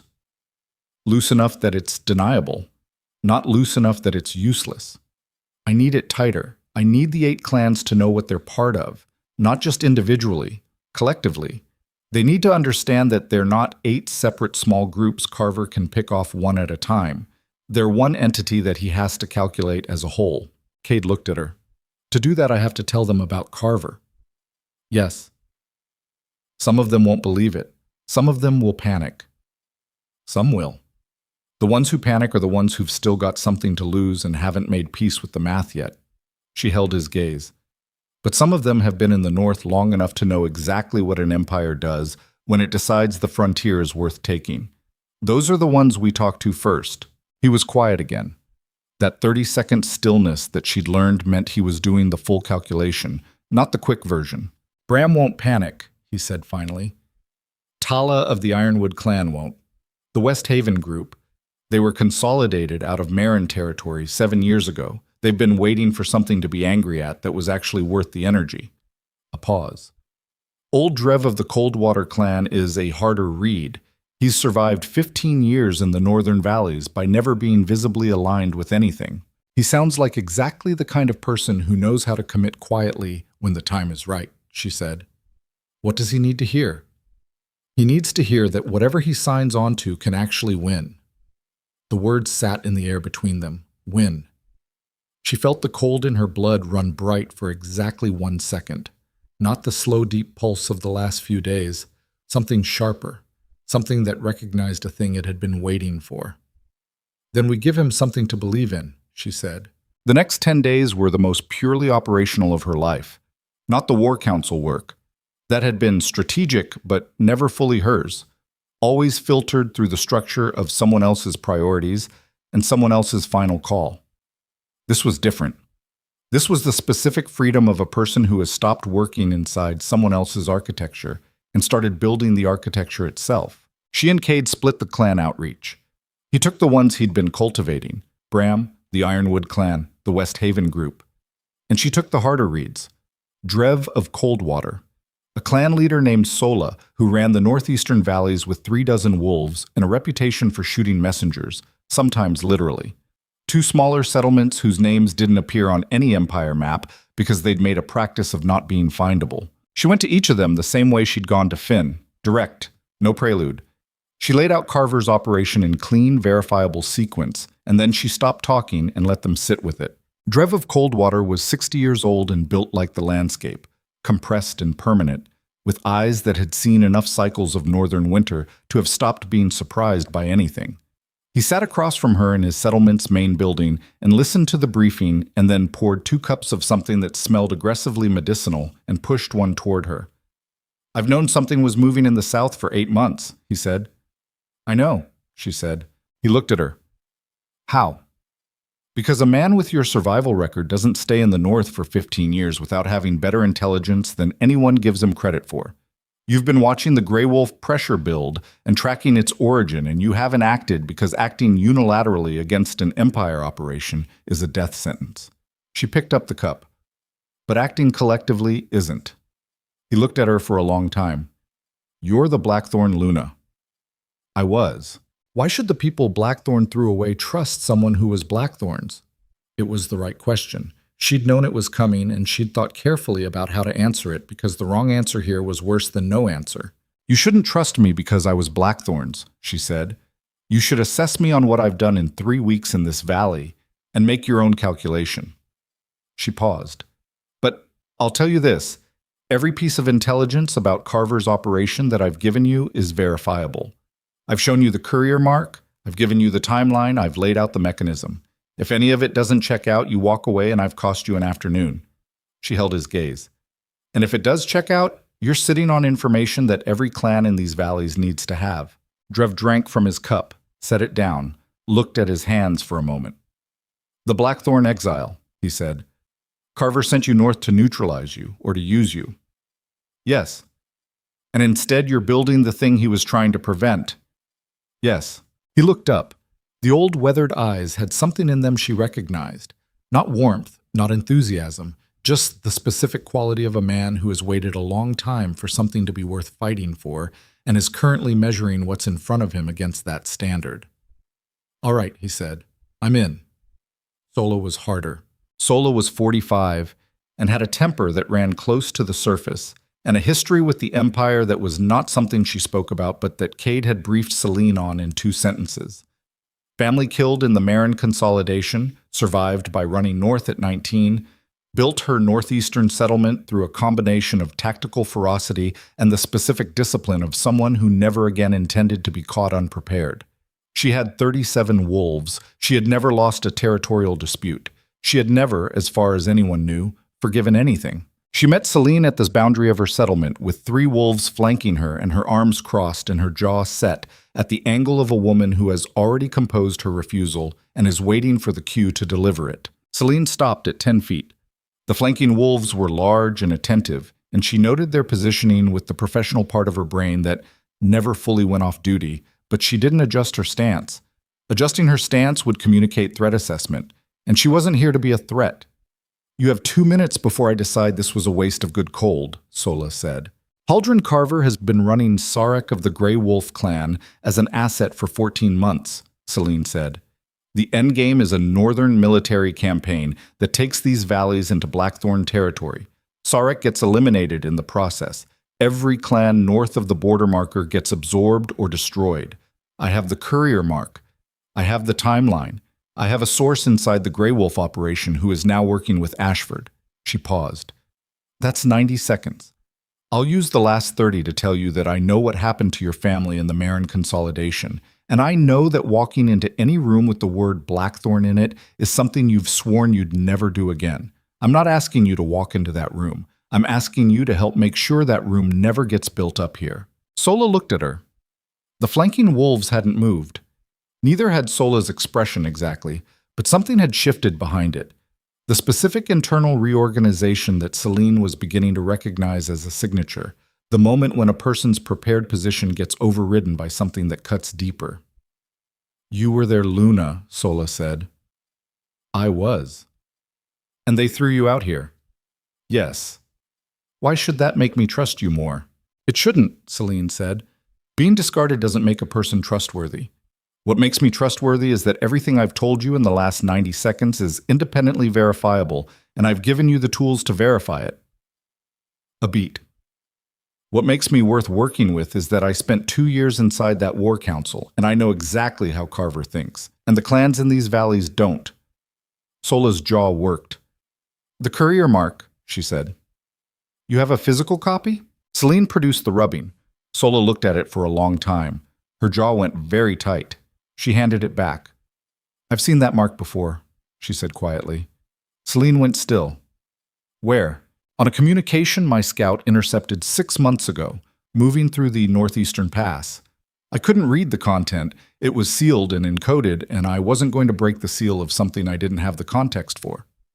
Sola's voice was flat, but her eyes had gone to a very particular place, the place where a person was reconstructing a timeline and didn't like what the reconstruction produced. I thought it was Empire Trade Intelligence, standard Southern monitoring of northern routes. It wasn't. No. Sola looked at her. It was him building his case. 6 months ago, he was already documenting northern vulnerability. He's been patient, Celine said. This operation has been running for over a year. He didn't rush it. He built it carefully. She paused. Which means he's done this before, possibly with the Marin territories. The air between them changed. Sola's eyes went through a sequence that Celine watched without speaking. The initial landing of the implication, the resistance to it, the testing of it against what she knew, the moment the testing came back consistent, and then the very particular cold fury of a person who has spent 26 years not knowing that the thing that destroyed their family was not chaos or conquest, but a patient, careful, administrative decision made by a man at a council table. Say that again, Sola said. I don't know for certain, Celine said, but the pattern is consistent. Patient groundwork, asset cultivation, manufactured justification, clean absorption. She held Sola's gaze. It's how he operates. The silence lasted a long time. I'm in, Sola said. Her voice had dropped to something that was barely above quiet and was entirely without ambiguity. Whatever you're building, I'm in. By the end of the 3rd week, 6 of the 8 clans had committed. Drev and Sola, Bram's Ashford contingent, the Ironwood clan, the West Haven group, a small fierce settlement called the Stonewater Pack, who had been running the high ridges for 20 years and who committed inside 3 minutes of hearing the Carver briefing because their leader, a woman who was entirely too calm to be safe, said that she'd been waiting for someone to name the shape of what had been moving in the south, and now that it had a name, she knew exactly what to do with it. 2 clans were still uncommitted, not hostile, just watching, waiting for something that would tip the calculation. She was at the Eastern Gap with Cade, running the terrain assessment for the 3rd time, when Finn arrived at a pace that was not his usual measured courier stride. She saw him from the ridge and knew immediately that something had broken. She came down fast. He was breathing hard, not exertion hard, something else. The specific respiratory pattern of a person running on adrenaline and bad information. Sarek knows about the rubbing, he said. The cold in her blood went absolutely flat. How? Gret, the relay wolf. He did show up, just late. He saw me at the tree line. I didn't know he'd seen me until this morning when one of the Grey Wolf border runners I know told me Sarek had put out a finding order. He exhaled hard. For me. And for the source inside Ashford, Cade said. He knows there's a source inside. Does he know it's her? He knows it's someone who arrived recently from the south. Finn looked at Celine. He's offering territory concessions to anyone in the valley settlements who turns in the Blackthorn exile. She stood with this, not shocked. Not exactly. The calculation had always included the possibility of this timeline accelerating. What she felt was the specific sharpening that occurred when a problem that had been theoretical became immediate, when the time buffer collapsed and every decision became a present-tense decision with present-tense consequences. He'll move on Ashford, Cade said. Not immediately. He wants the source first. He doesn't know what information has already moved. He needs to assess the damage before he escalates to Carver. She was thinking out loud, which was something she rarely did, but Cade had proven he could track. If he escalates to Carver before he understands the scope, he's admitting to Carver that his operation has been compromised. He'll want to contain it first. That gives us days, maybe less. She looked at the Eastern Gap, then at Cade. We accelerate the remaining 2 clans. We're not forcing. We're giving them the current situation and letting them make an informed choice. Any clan that isn't committed when Sarek moves is going to have to make that choice under fire instead of in council. I'd rather they know that now. Cade looked at her for a long moment. And Carver? She held his gaze. This was the part she'd been turning over for 3 weeks, the part that lived underneath everything else.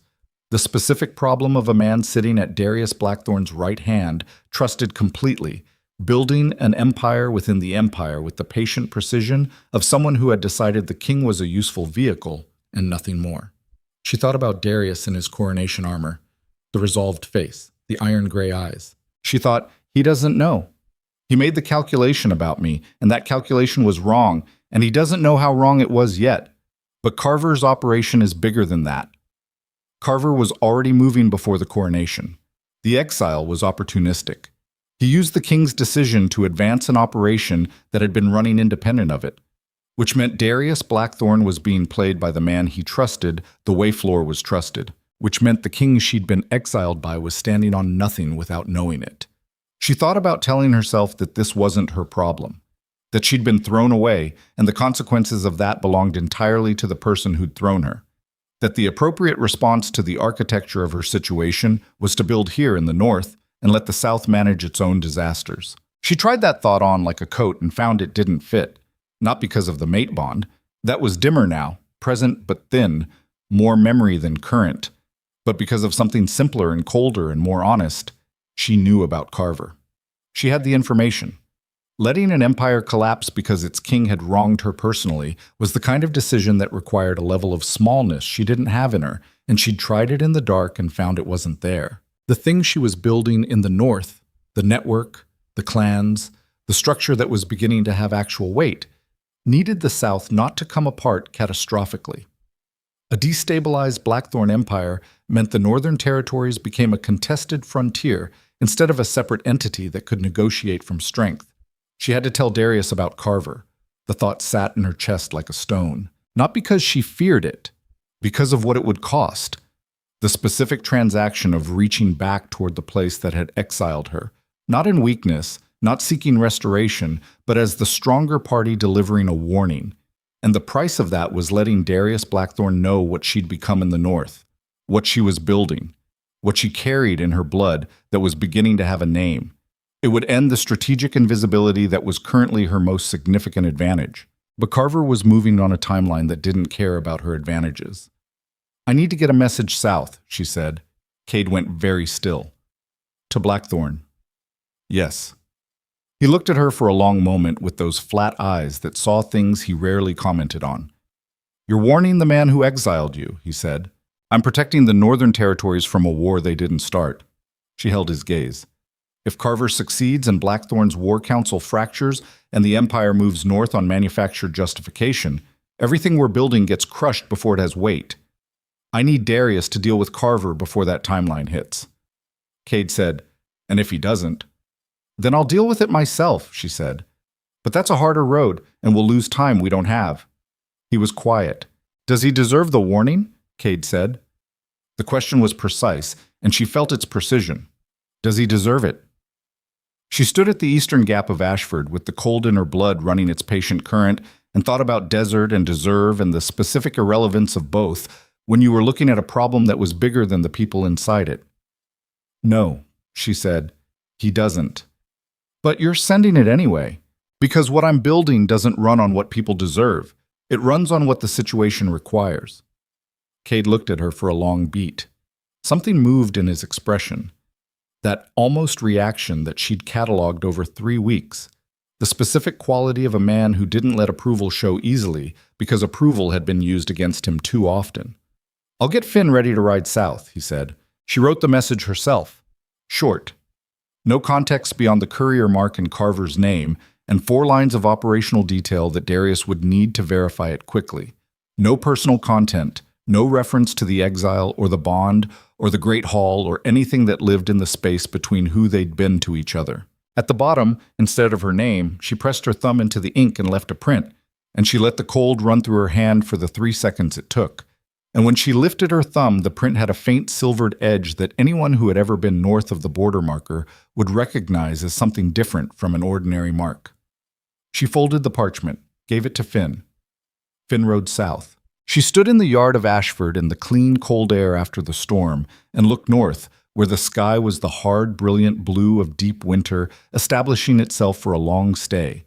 And she thought about the 2 uncommitted clans and Sarek's finding order and Carver's timeline and the cold in her blood that had a name she was beginning to know.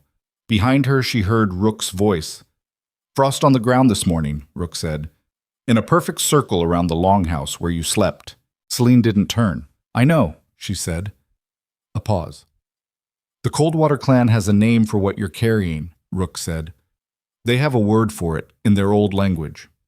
Another pause. "It means the one the winter chose." The cold ran bright in her blood, just for a moment, just long enough to be unmistakable. I don't want to be something the winter chose, Celine said quietly. I know, Rook said. That's probably why it chose you. And that was when Finn came back. Not 2 days later. Not a week. Within 6 hours, which was not enough time to have reached the Southern Empire's border, and was not enough time for anything except turning around at the first waypost, when whatever he'd encountered there was bad enough to require immediate reversal of direction. He came in hard and fast, and his face said everything before his mouth opened. Gret wasn't watching me for Sarek, he said, breathing hard. He was watching me for Carver's people directly. There was a team at the waypost, 3 wolves, Southern Empire marks. They took the message.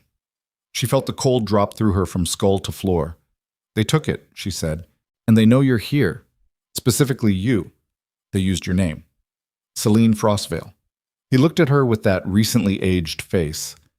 Carver knows you're in Ashford. He knows what you've been building, and he knows you sent a message south. She stood in the yard and felt the full shape of the situation settle around her like the walls of a room that had just gotten considerably smaller. Carver would move now, not in 4 months, not in 6 weeks. He'd move now because the variable he couldn't afford was her. Not because of the network she'd built. He'd deal with that. Because of what she knew. Because of the message she'd tried to send. Because a Blackthorn Luna with the specific intelligence she carried was the one thing that could reach Darius before Carver's architecture was complete. He would send something north. He would send it fast, and he would send it with authorization from the War Council that Darius had no reason to question. She had days, maybe less. She looked at Cade. He was already looking at her. The 2 uncommitted clans, she said. I'll go tonight. And the network, every clan that's committed needs to know the timeline has moved. They need to be ready to move as one unit, not 8 separate ones. Everything we've been building toward, it has to happen now instead of later. Cade said, You're not ready. He meant her. The frost. The thing in her blood that was beginning to have a name and a shape and an ancient weight that she was still learning the dimensions of. She looked at him and thought of the woman Rook had mentioned. 30 years ago, came north with a rogue's mark and cold light in her skin, became something the North needed her to be. The cost of it. She thought about what she'd planned to be. Before the coronation, before the Great Hall. The life that had been in front of her and was now definitively behind her. She thought, that person is gone. She walked out of a great hall in a ceremonial dress with stuffed boots, and she walked 4 days north and she doesn't exist anymore. She thought, so who are you now? The cold gave her the answer, bright and absolute and patient and absolutely without mercy and entirely, devastatingly hers. Get the clans, she said. Her voice had changed. She heard it change as it left her mouth.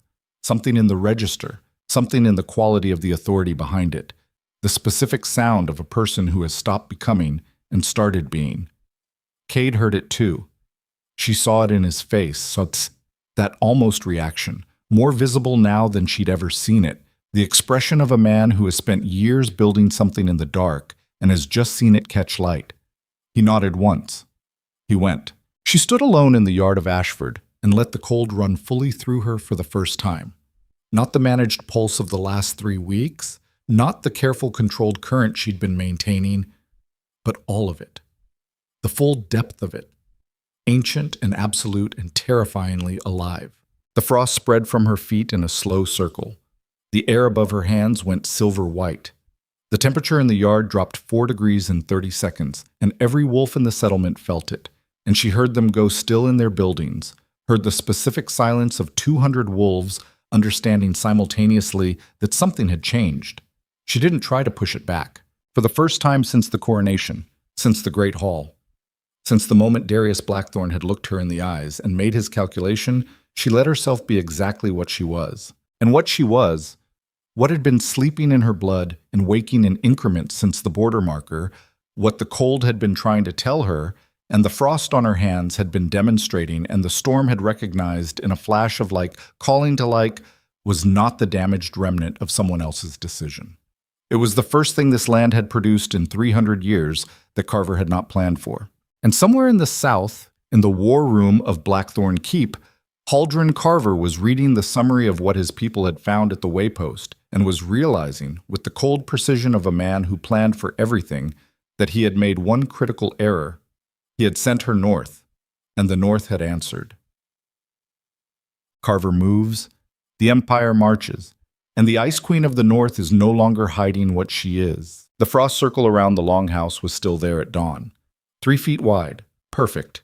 The individual ice crystals catching the early light in a way that made them look less like weather and more like intention. Wolves who walked past it gave it a wide berth, not from fear exactly, more the specific animal deference you gave to a thing that had demonstrated it operated outside the normal accounting. Celine was already at the eastern gap when the sun came up, standing in the place where the rock face opened and the valley's defensive logic broke down, looking east toward the Grey Wolf territory and beyond it the Empire's northern border. And she was thinking about timing. Timing was everything now. The margin between Carver's operation and her counter had been weeks before. Now it was measured in hours and the quality of decisions made under pressure, which was the hardest kind of accounting because pressure compressed both thinking and consequence into the same window. Cade came up beside her at the gap without announcement. He'd been moving through the valley all night, she knew. The 2 uncommitted clans, Ashford's own wolves, the network check-ins that Finn was running from the Stonewater Pack's position on the high ridge. Both clans, he said. She looked at him. Both committed. Midnight. He paused. Drev talked to them. Didn't even need me to close it. He laid out the timeline and they made their call.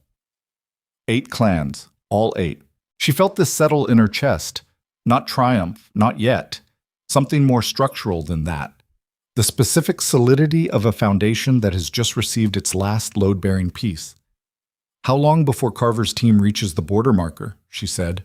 Finn's scout on the South Road reports a military column left the last Empire waypost yesterday at midday. 40 wolves. Blackthorn military insignia, War Council authorization. His voice was careful and flat. Fast march. They'll hit the border marker by midday today. Celine calculated. The border marker to Ashford was 12 hours on foot, 7 at wolf pace. The column would shift for speed and it wouldn't stop. 7 hours, she said, give or take. She looked at the eastern gap. 40 Blackthorn military wolves authorized by a War Council directive that Darius had no reason to question, coming to extract a named exile who had, from the Empire's official perspective, violated the terms of her northern exile by conducting intelligence operations against Blackthorn interests. The authorization Carver would have written was clean, technically correct. Darius would have signed it without a second look because it described a security operation, not what it actually was. She had 7 hours to position 8 clans, secure the valley's 3 approach routes, and stand in the path of a legitimate military column with nothing except the truth and what lived in her blood. She turned from the gap and started walking. The next 4 hours were the most purely focused she'd ever operated in. The part of her that had run border intelligence for 2 years came fully online, not the careful, always deferring version she'd run inside the War Council's structure, but the complete version, the one that had never had full operational control before, and moved through the problem now like something released. She split the 8 clans into 3 groups. Drev's Coldwater Wolves and the Stonewater Pack took the high ridge positions. Not combat positions, not yet, just presence. The specific strategic message of wolves on high ground that said we know you're coming and we knew it before you got here. Sola's northeastern clan and the West Haven group covered the valley's 2 secondary approaches, the routes Carver's intelligence would have logged as potential Ashford flanking options. The remaining 4 clans pulled into Ashford itself, consolidated, visible. She told each group leader the same thing. You hold your position until I say otherwise. Nobody moves first. Nobody engages without my call. The objective is not to fight 40 Blackthorn wolves. The objective is to make 40 Blackthorn wolves understand what they're actually standing in front of before anyone makes a decision that can't be unmade. Bram looked at her when she gave the briefing and said, "And if they don't stop, then we make it expensive enough that stopping becomes the rational choice. And if the cost of making it expensive is, Bram," she held his gaze, "I know what I'm asking everyone to risk. I'm not pretending otherwise." He nodded, and it was the same kind of nod Cade gave, the one that closed a door and opened a different one.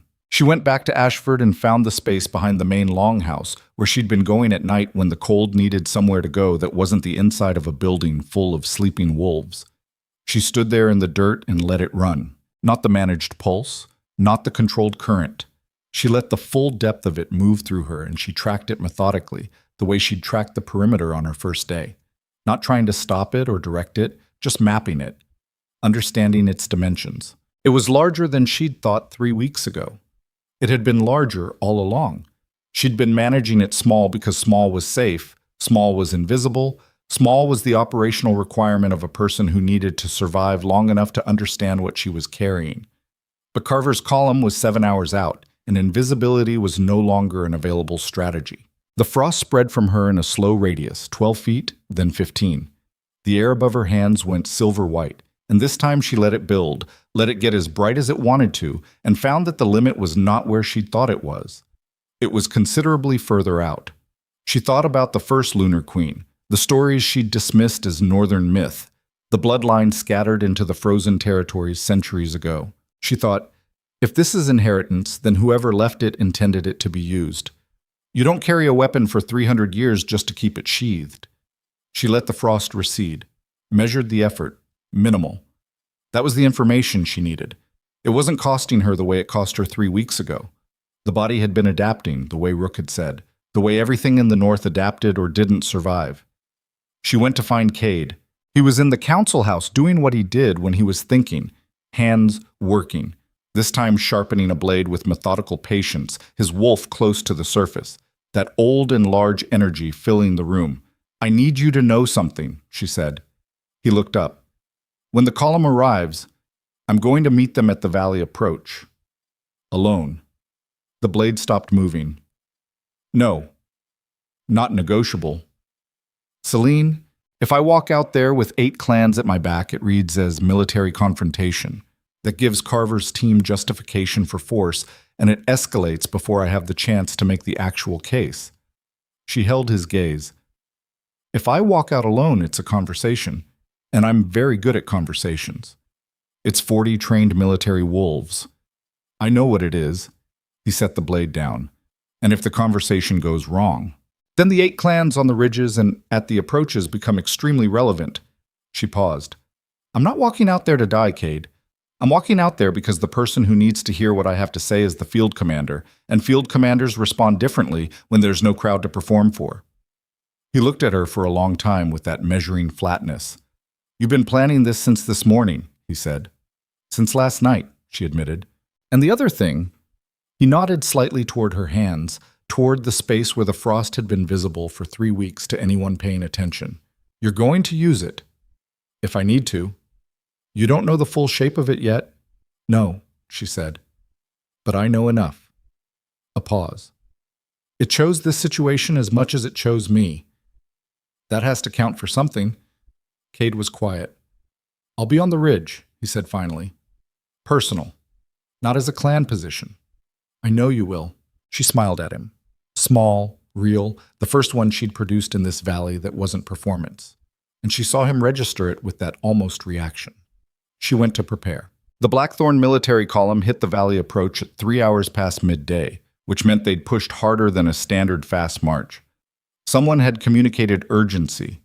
Celine was already standing at the valley's natural entrance point, a rocky narrowing where the approach road threaded between 2 hillsides. When the column's forward scouts crested the last rise and stopped, she counted the pause. 3 seconds. 4. Long enough for the scouts to assess what they were looking at, which was a single woman in a heavy northern cloak standing in the road with no weapons drawn and no visible backup, and an absolute stillness that said she had been waiting for them. The column came to the narrowing and stopped. The field commander was a man she recognized, Bren Vassell, senior Blackthorn military officer, one of the 3 people on the War Council who she'd assessed as genuinely competent rather than politically elevated. Late 40s. A soldier's body gone winter hard. He looked at her from horseback with the specific expression of a man who has been given a straightforward operational assignment and has just encountered something that doesn't fit the operational template. Celine Frostvale, he said. His voice was neutral, professional. Commander Vassell. He hadn't expected her to know his name. She saw it in the fractional adjustment of his posture. You're aware of the War Council directive, he said. I'm aware of what it says on the surface, she said. I need 30 minutes to tell you what it actually is before you decide whether to follow it. That's not how directives work. No, she agreed. But you're a competent officer who's been at that table long enough to know the difference between a security operation and an elimination order dressed in security language. She held his gaze. This directive came from Haldren Carver, 12 hours after a courier package was intercepted on the northern road. I need 30 minutes and I need to show you the courier mark.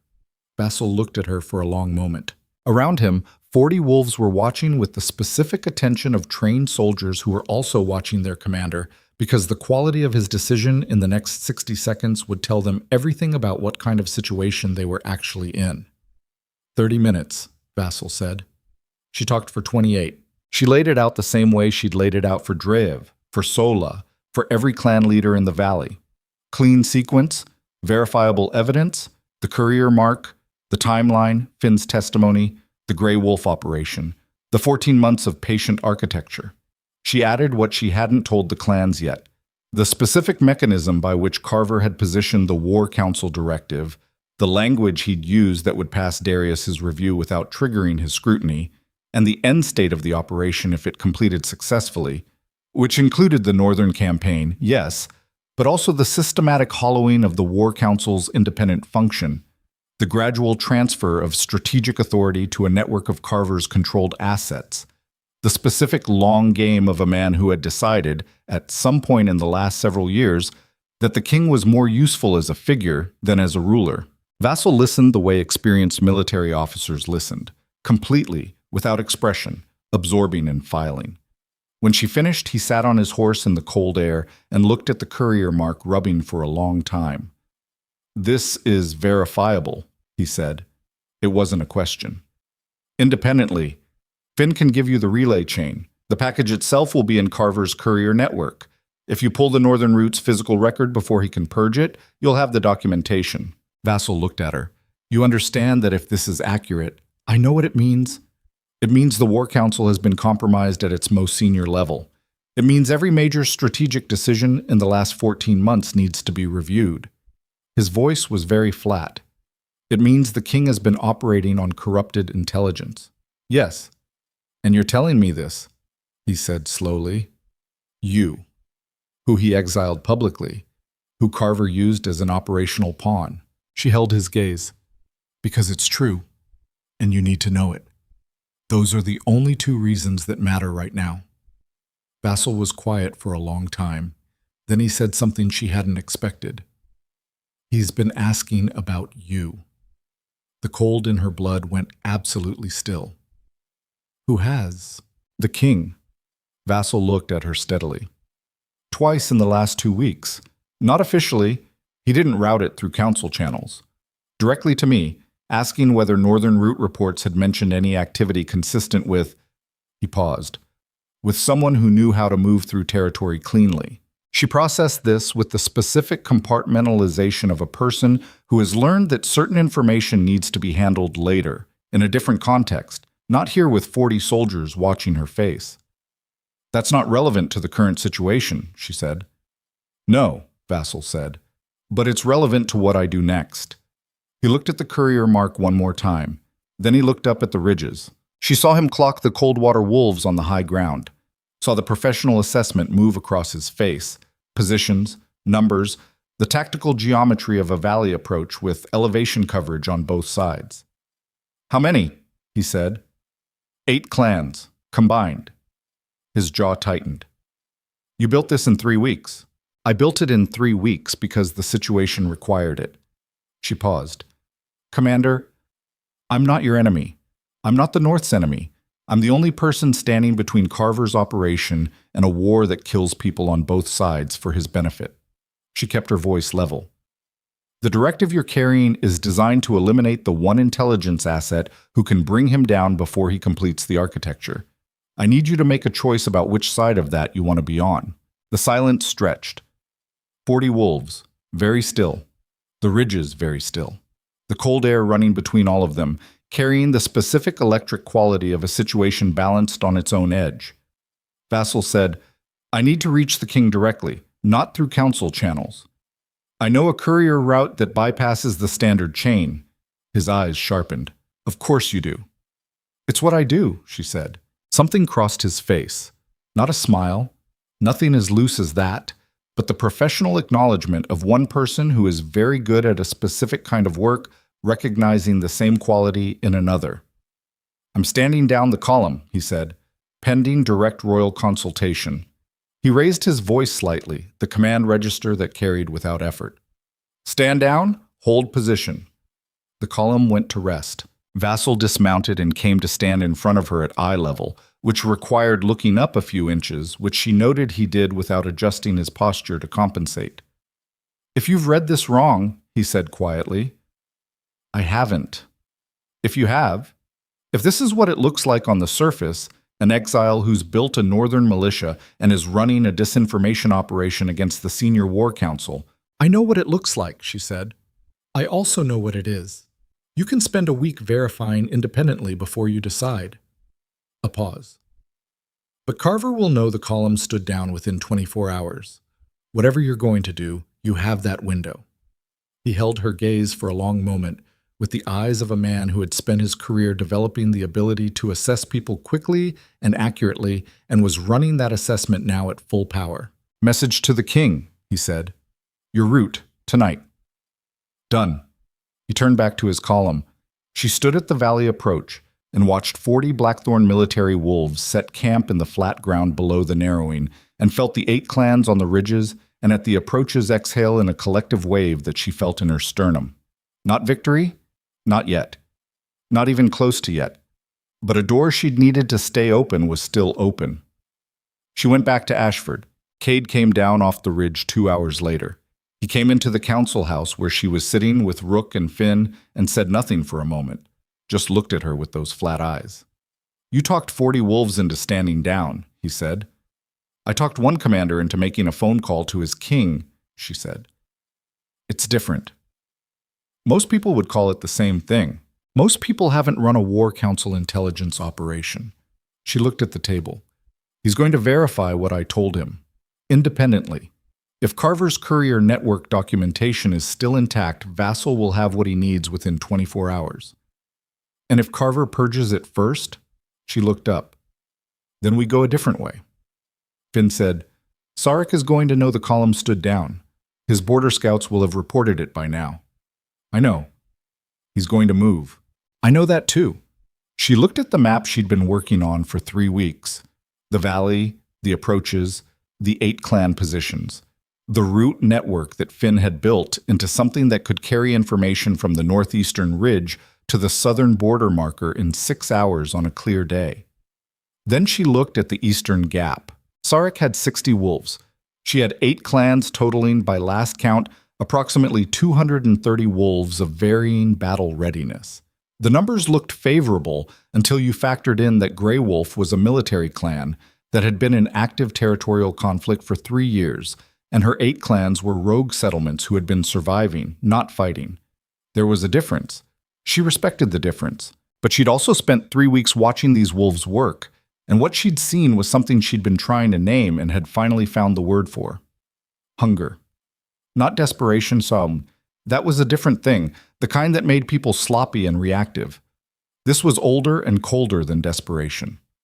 This was the hunger of people who had been told, by exile and loss and the Empire's systematic discarding, that they were not worth defending, who had built something anyway out of stubbornness and necessity, who had been waiting, without knowing they were waiting, for someone to show up and say, "What you built matters. What you are matters. Here's the shape of what we're fighting for." That kind of hunger didn't make you reckless. It made you exactly as dangerous as you needed to be. The attack came at 2 in the morning. Not Sarek directly. Not the full Grey Wolf force. A probe. 20 wolves hitting the northeastern approach in the dark, fast and quiet. The specific technique of a commander testing the defense's response time and alert structure before committing to a full push. Sola's clan was ready. Celine heard it from Ashford, the specific sounds of a night engagement carried by cold air, short and sharp, and over quickly. She was on her feet before the sounds finished. Cade was already at the door. "Probe," he said. "I heard." "Sola? She'll hold it. It's what she does." Celine was pulling on her gear, the heavy northern cloak and the knife at her belt, and the additional blade Cade had pressed into her hands 4 days ago, without comment, which she'd accepted without comment because it was that kind of conversation. He's not committing the full force yet. He's reading us. He'll read that we're ready. He'll read that the northeastern approach has coverage. That changes his geometry. Cade looked at her in the dark. You know where he comes next. The eastern gap, she said. It's the only approach where he knows we have a structural vulnerability. His border scouts will have mapped it. That's what you've been setting up. Since day one, she said. She'd said to Cade 3 weeks ago that the gap was not just a vulnerability, but an option. She'd been building toward this since the perimeter walk, not hoping for the attack, but preparing for the reality that preparation alone was never enough. And at some point, the preparation became the fight itself. The eastern gap had a vulnerability. She'd made sure Sarek's scouts could verify that vulnerability. She'd also made sure that the thing waiting inside the vulnerability was not what his map said it was. She and Cade moved to the gap in the dark with 12 wolves, not Ashford's full force, specifically not that. The 12 she'd selected in the last week for a specific combination of qualities: speed, nerve, and the ability to hold a position under pressure without needing constant instruction. People who'd been doing hard things alone for long enough that they didn't require hand-holding to stay functional. She positioned them in the rock face above the gap. Not in it, above it, using the same elevation logic that Drev's cold water wolves had been running on the high ridge. Then she walked into the gap herself and stood at its center and waited. This was the part Cade hadn't liked. She'd explained it twice and he'd argued it twice and then gone quiet with the specific silence of a man who understood the logic and hated it simultaneously, which was a response she'd respected because it was honest. The logic was simple. Sarek's scouts had reported the gap as a vulnerability, but they'd also reported her as the target. If there was any chance of getting Sarek to stop, really stop, not just pull back and come harder the next time, it required her to be visible, to be the thing he was reaching for, standing where he expected to find it, which was the oldest trap in the world and worked with alarming consistency on people whose momentum made them bad at recalculating. She stood in the gap in the dark with the cold in her blood and waited. They came at the 4th hour, 40 wolves through the eastern approach, moving fast and quiet. Sarek himself at the front. She could tell by the quality of the energy, the specific alpha pressure wave that large, old, confident wolves generated when they moved at speed with intent.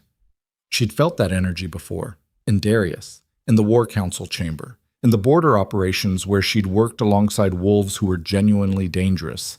She stood still. Let them come.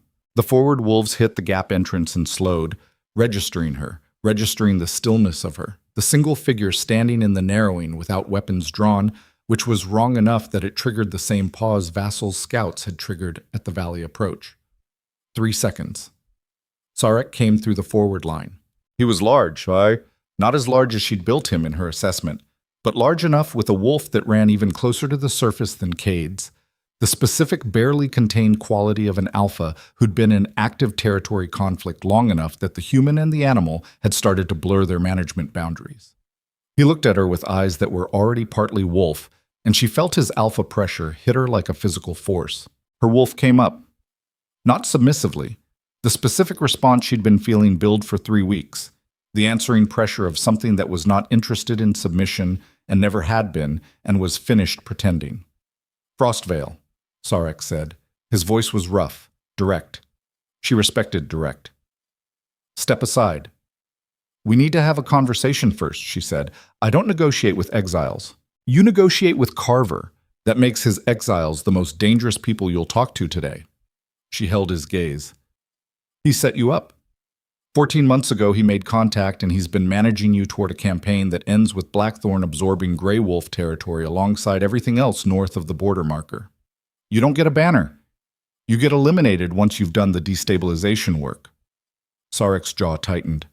I've got 40 wolves behind me, he said, and I've got a problem with your intel that's going to kill some of them unnecessarily. She kept her voice level. Sarek, I have the courier mark. I have the timeline. I have a Blackthorn military commander who stood down a 40-wolf column this afternoon because he's verifying the same information. This operation is collapsing around Carver right now. The question is whether you're going to be the instrument of it or whether you walk away clean. He looked at her, looked at the gap, looked at the rock faces above it. She watched him do the calculation.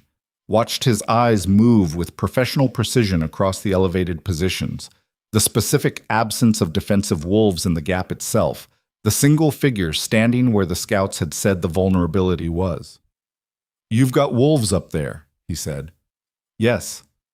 "You let us come through the gap." "Yes." "Because you wanted the conversation. Because I wanted you to understand what you're actually standing in before you commit 40 wolves to Carver's timeline." The silence in the gap was total. Behind Sarek, 40 wolves held very still with the specific attention of soldiers who were reading their alpha the way soldiers always read their commander. Not for orders yet, for the quality of his thinking, for whether the situation had changed in ways the briefing hadn't covered. "You're not what I was told you were," Sarek said. "I know. They said damaged goods, easy extraction. They were wrong about what 3 weeks in the north does to someone who is already built for it." She paused. "I'm giving you a way out of Carver's operation before it burns. Take it." He looked at her for a long time. His wolf was doing something complicated. She could feel it, the specific pressure of an alpha whose dominance instinct was running against his strategic assessment, the collision of a body that wanted to push forward and a mind that was reading the room accurately. What happened next, she hadn't planned for.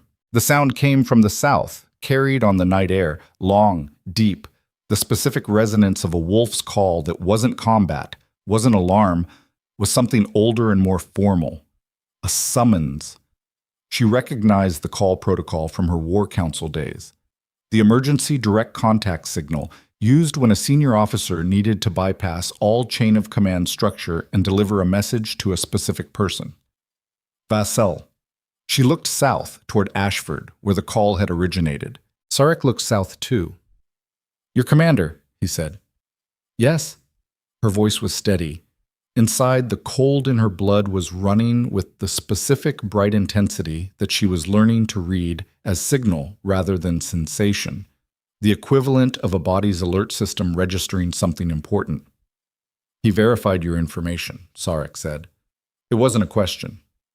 "That would be my read." Sarek looked at her. He looked at the rock faces. He looked at his 40 wolves. He said, "Stand down." She breathed through it, kept her face level. She walked south toward Ashford, and Vassal met her at the settlement entrance, his face carrying the specific compressed quality of a military professional who has just processed information that required a fundamental reconfiguration of everything he thought he knew about the situation he was operating in. "I pulled the Northern Route documentation," Vassal said. He was keeping his voice low, which told her everything she needed to know about what he'd found. "Before Carver could. I still have contacts in the courier network that predate his influence." He looked at her. "It's everything you said it was." "I know. More than you said. He's been running 3 separate asset networks through the Northern Territories. Grey Wolf was one. There are 2 others." He paused. "One of them has access to the War Council's internal documentation." She felt the cold go absolutely flat. "The internal documentation," she said. "Troop movements, supply chains, the border assessment reports from the last 8 months. His jaw was tight. "He's been feeding strategic intelligence to—" He stopped. "We don't know who the end recipient is yet." She stood with this. Carver wasn't just destabilizing the North. He was running intelligence for someone else. Someone with the resources to maintain 3 separate Northern asset networks through a senior War Council member. Someone who wanted Blackthorn's strategic information badly enough to run a 14-month operation to get it. Enemy kingdoms. She thought of the story outline she'd been carrying in the back of her mind. The escalating picture of an empire being hollowed from inside, the patient architecture of a man who had decided the king was a vehicle. And she extended it forward and saw where it was going. When the war came, not Carver's manufactured Northern campaign, but the real one, the enemy kingdoms that had been watching for weakness, that had been getting Blackthorn's strategic assessments forwarded to them for 8 months. They wouldn't be guessing at the Empire's vulnerabilities. They'd know exactly where every load-bearing wall was. And Darius didn't know. She looked at Vassal. "You need to get south, tonight. Not through standard channels. Everything Carver has access to has to be considered compromised." She paused. "Take the courier route Finn will give you. Get to the king before Carver knows the documentation was pulled." And you? Vassal said. She looked at the 8 clans spread through the valley around her, at the 40 military wolves camped at the approach, at Sarek's contingent standing in uncertain truce at the eastern gap, at the specific architecture of something she'd built in 3 weeks from nothing except information and the cold in her blood and the particular hunger of people who'd been waiting for something worth fighting for. I'm staying north, she said. This is where I need to be. Vassal looked at her.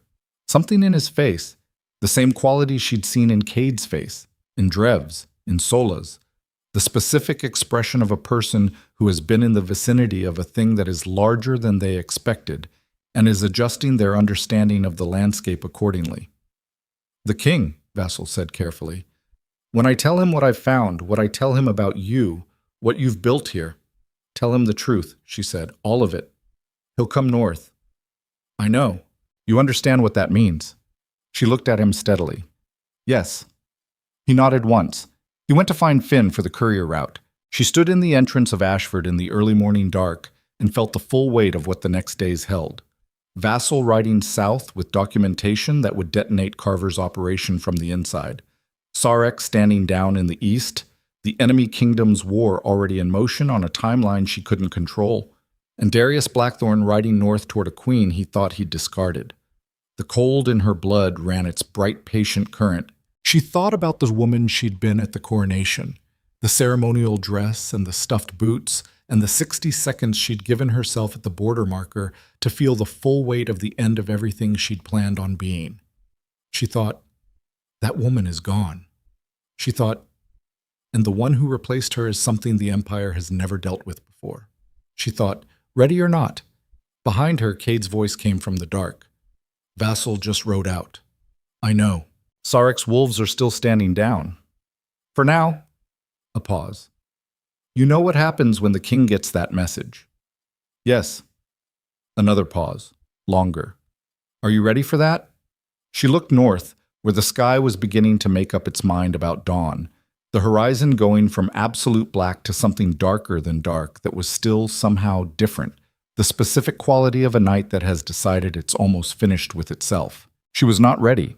She was also not the person who got to be unready, which was its own kind of answer. Cade, she said.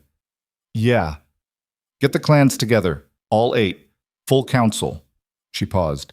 It's time they knew the whole shape of what we are. He didn't ask what she meant. He'd been watching her for 3 weeks. He knew. She heard him move away behind her toward the settlement, toward the 8 clans that were about to learn they weren't a survival coalition anymore. The dawn was coming. Something moved in his face. Not surprise. He'd anticipated this, she could see that. More like confirmation of a thing he'd been tracking and hadn't been certain of. The northern territories need the queen they have, she said. Not a Luna at a southern throne. I know, he said quietly. Then why were you going to ask? He looked at her for a long moment with those iron-gray eyes, and she saw in them something she'd seen only rarely in the 2 years they'd occupied the same orbit.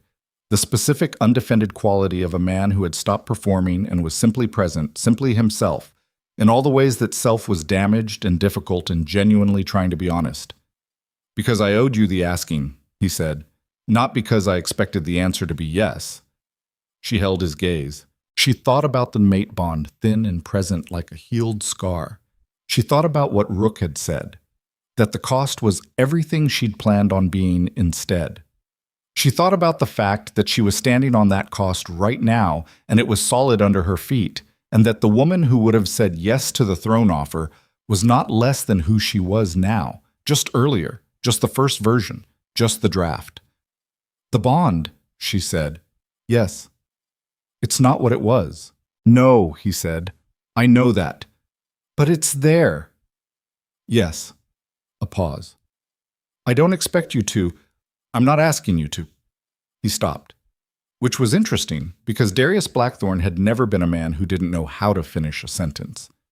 I don't know what I'm asking, he said. I'm telling you it's there. What you do with that is yours. She looked at him for a long time. She thought about what it would mean to carry the bond while ruling the North, whether the thread between them would be a complication or simply a fact, the way a scar was a fact. She thought about the difference between a wound and a history. about the specific emotional intelligence required to hold both things simultaneously. What he had done to her and what he was now, and the fact that neither canceled the other. She thought, this is what it actually looks like. Not the easy version where he's just wrong or just right. The real version where a person is capable of tremendous failure and genuine reckoning simultaneously, and you have to decide what to do with that without the comfort of a clean answer. She said, "Don't come north unless I ask you to." He nodded. "Don't send war council delegations without going through the Northern Council first." "Yes." "And Darius?" She waited until his eyes met hers fully. "If you ever again make a decision about this territory, about these people, about me using the calculus you used at the coronation, I will end the alliance and I will fight the Eastern campaign from the northern side, and I will let you figure out what that costs you." He held her gaze. "I understand," he said. She believed him, not because she was certain he'd never fail again. She had enough experience with human beings to know that understanding and not repeating were not the same guarantee, but because of the quality of how he said it, not the placating agreement of a man trying to get what he came for, but the specific gravity of someone who has looked clearly at the thing they did and is living inside that look. That was enough. Not everything. Enough. She turned toward Ashford. She stopped. She turned back, because there was one more thing, and she was not in the habit anymore of leaving things unsaid in the name of appearances. "I know you were asking Vassal about me," she said. He went very still. "I know you were tracking whether anyone matching my movement pattern was active in the Northern Territories." She held his gaze. "What I want to know is why." He was quiet for a long moment. The 6 wolves at the rise were at enough distance that this conversation existed entirely between the two of them, which was the only version of it that would have worked. "Because I made a mistake," he said slowly, "and I didn't understand the full scale of it until it was gone, and by the time I understood it, the official channels for doing anything about it had been sealed by my own decision." He paused. "So I did the unofficial version. I asked someone I trusted to tell me if—" He stopped. "I needed to know you were alive." She stood with this. It did not fix anything. It did not revise the Great Hall or the exile or the 4 days walking north in stuffed boots or the 60 seconds at the border marker. It did not change what 3 months in the north had cost or built or permanently altered in the architecture of who she was. But it was true. She could hear the truth in it, the specific sound of a thing that had not been composed for effect, but simply stated because it was real. "I was alive," she said. "I know that now." She turned back toward Ashford and walked up the slope, and she did not look back, not because it would have been too hard, but because the direction she was moving in was the one that mattered, and she had learned in blood and frost and 3 months of the hardest work of her life that you kept your eyes on where you were going, not where you'd been. Cade met her at the settlement entrance. He looked at her, looked at Darius's small party at the rise, looked back at her. "Well?" he said. "Sovereign territory," she said. "Permanent. Northern Council with full authority. Trade route rights in the post-war settlement. Eastern Defense Corridor access in exchange." He was quiet for a moment. "That's everything," he said. "Yes." He agreed to all of it. "Yes." Cade looked at her with those measuring eyes that had been calibrating her since her first day in the valley. "And the personal question," he said. She looked at him. She had never been able to get much past Cade, which she suspected was one of the reasons she'd trusted him as quickly as she had. People who saw clearly were the only ones worth standing next to in any situation that required accurate information. "The bond is still there," she said. "Thin, changed, not gone." She paused. "I'm not going south. He's not staying north. The rest of it is what it is. Something I'll carry that doesn't control me." She met his gaze. "Does that answer the question?" "Close enough," he said. She almost smiled. "Didn't, quite, but close." "The Eastern campaign," she said. "We need to start planning for the possibility that the front comes closer than the border. If the enemy kingdoms are moving with Blackthorn's strategic intelligence, they'll know the corridor value. They might push north." "Then we plan for north," he said. Simply. As if this were obvious. "And the post-war council," she said. "When this is done, there's going to be a moment where the entire settlement structure of the northern and eastern territories gets renegotiated. That moment needs the northern clans at the table with a position and a voice and someone who knows how the Southern Empire's political architecture actually works. He looked at her steadily. Someone like the former Luna of Blackthorn Keep, who spent 2 years inside the War Council's intelligence operation. Exactly like that. He nodded. She looked out at Ashford, the settlement that had been her exile ground and had become her foundation, the wolves moving through their mourning with the specific purposeful efficiency of a community that had gone to sleep 3 months ago as a collection of survival strategies and was waking up as something with a name and a direction. The frost circle was still faintly visible in the shadow of the longhouse wall. The supply lines Finn ran were already operational, 8 clans networked in a web of information flow that she could feel the shape of the way you felt, the shape of something you'd built with your own hands. She thought about what Rook had said about the woman 30 years ago. Cost her everything she'd planned on being instead. She thought, yes, it did. She thought, and what it gave her was everything she'd never planned on being, which turned out to be larger. That was the thing nobody told you about being rebuilt by circumstance. The plans you'd made for yourself were built to the scale of who you were when you made them. The version of you that came through the fire, or the frost in her case, was built to a different scale entirely, and the plans that would have once felt like enough now fit the way ceremonial boots fit when you needed to walk 4 days north. They didn't. So you made new ones. Rook came out of the council house and stood beside her, looking south toward the rise where Darius's party was still waiting. He'll leave soon, Celine said. I know. A pause. How'd it go? The way it needed to. Rook looked at her with those old ice eyes. The woman 30 years ago, Celine said. The one who came north with cold light in her skin. What happened to her in the end? Rook was quiet for a moment. She built something that outlasted everyone who tried to tell her she couldn't, Rook said. And she died old, which in the north is the only ending worth having. Celine held that. Did she find peace? She said. Rook considered. She found something better, she said. She found a purpose big enough that peace became a secondary question. Celine looked north, where the sky was the hard, brilliant blue of a northern winter that had made up its mind and intended to stay. Somewhere beyond the ridgeline, the 8 clans were moving through their days. Drev's Coldwater Wolves, Sola's Northeastern Force, the Stonewater Pack on the high ridges, the West Haven Group. All of them connected by a network that Finn was expanding daily by the specific shared understanding of people who had stopped being exiles and started being a nation. She felt the cold in her blood run its patient current. She felt the bond in her chest, thin and changed and real. She felt the weight of the Eastern campaign ahead and the post-war negotiations and the long, slow work of building a thing that could last longer than the crisis that had made it necessary. She felt all of it without flinching from any of it. Because this was what was left when you'd survived the thing that was supposed to finish you. Not peace, not yet, not simply. Something more honest than peace. The specific solidity of a person who has been taken to the edge of what they could endure and has come back knowing something they didn't know before. That the edge is further than they thought.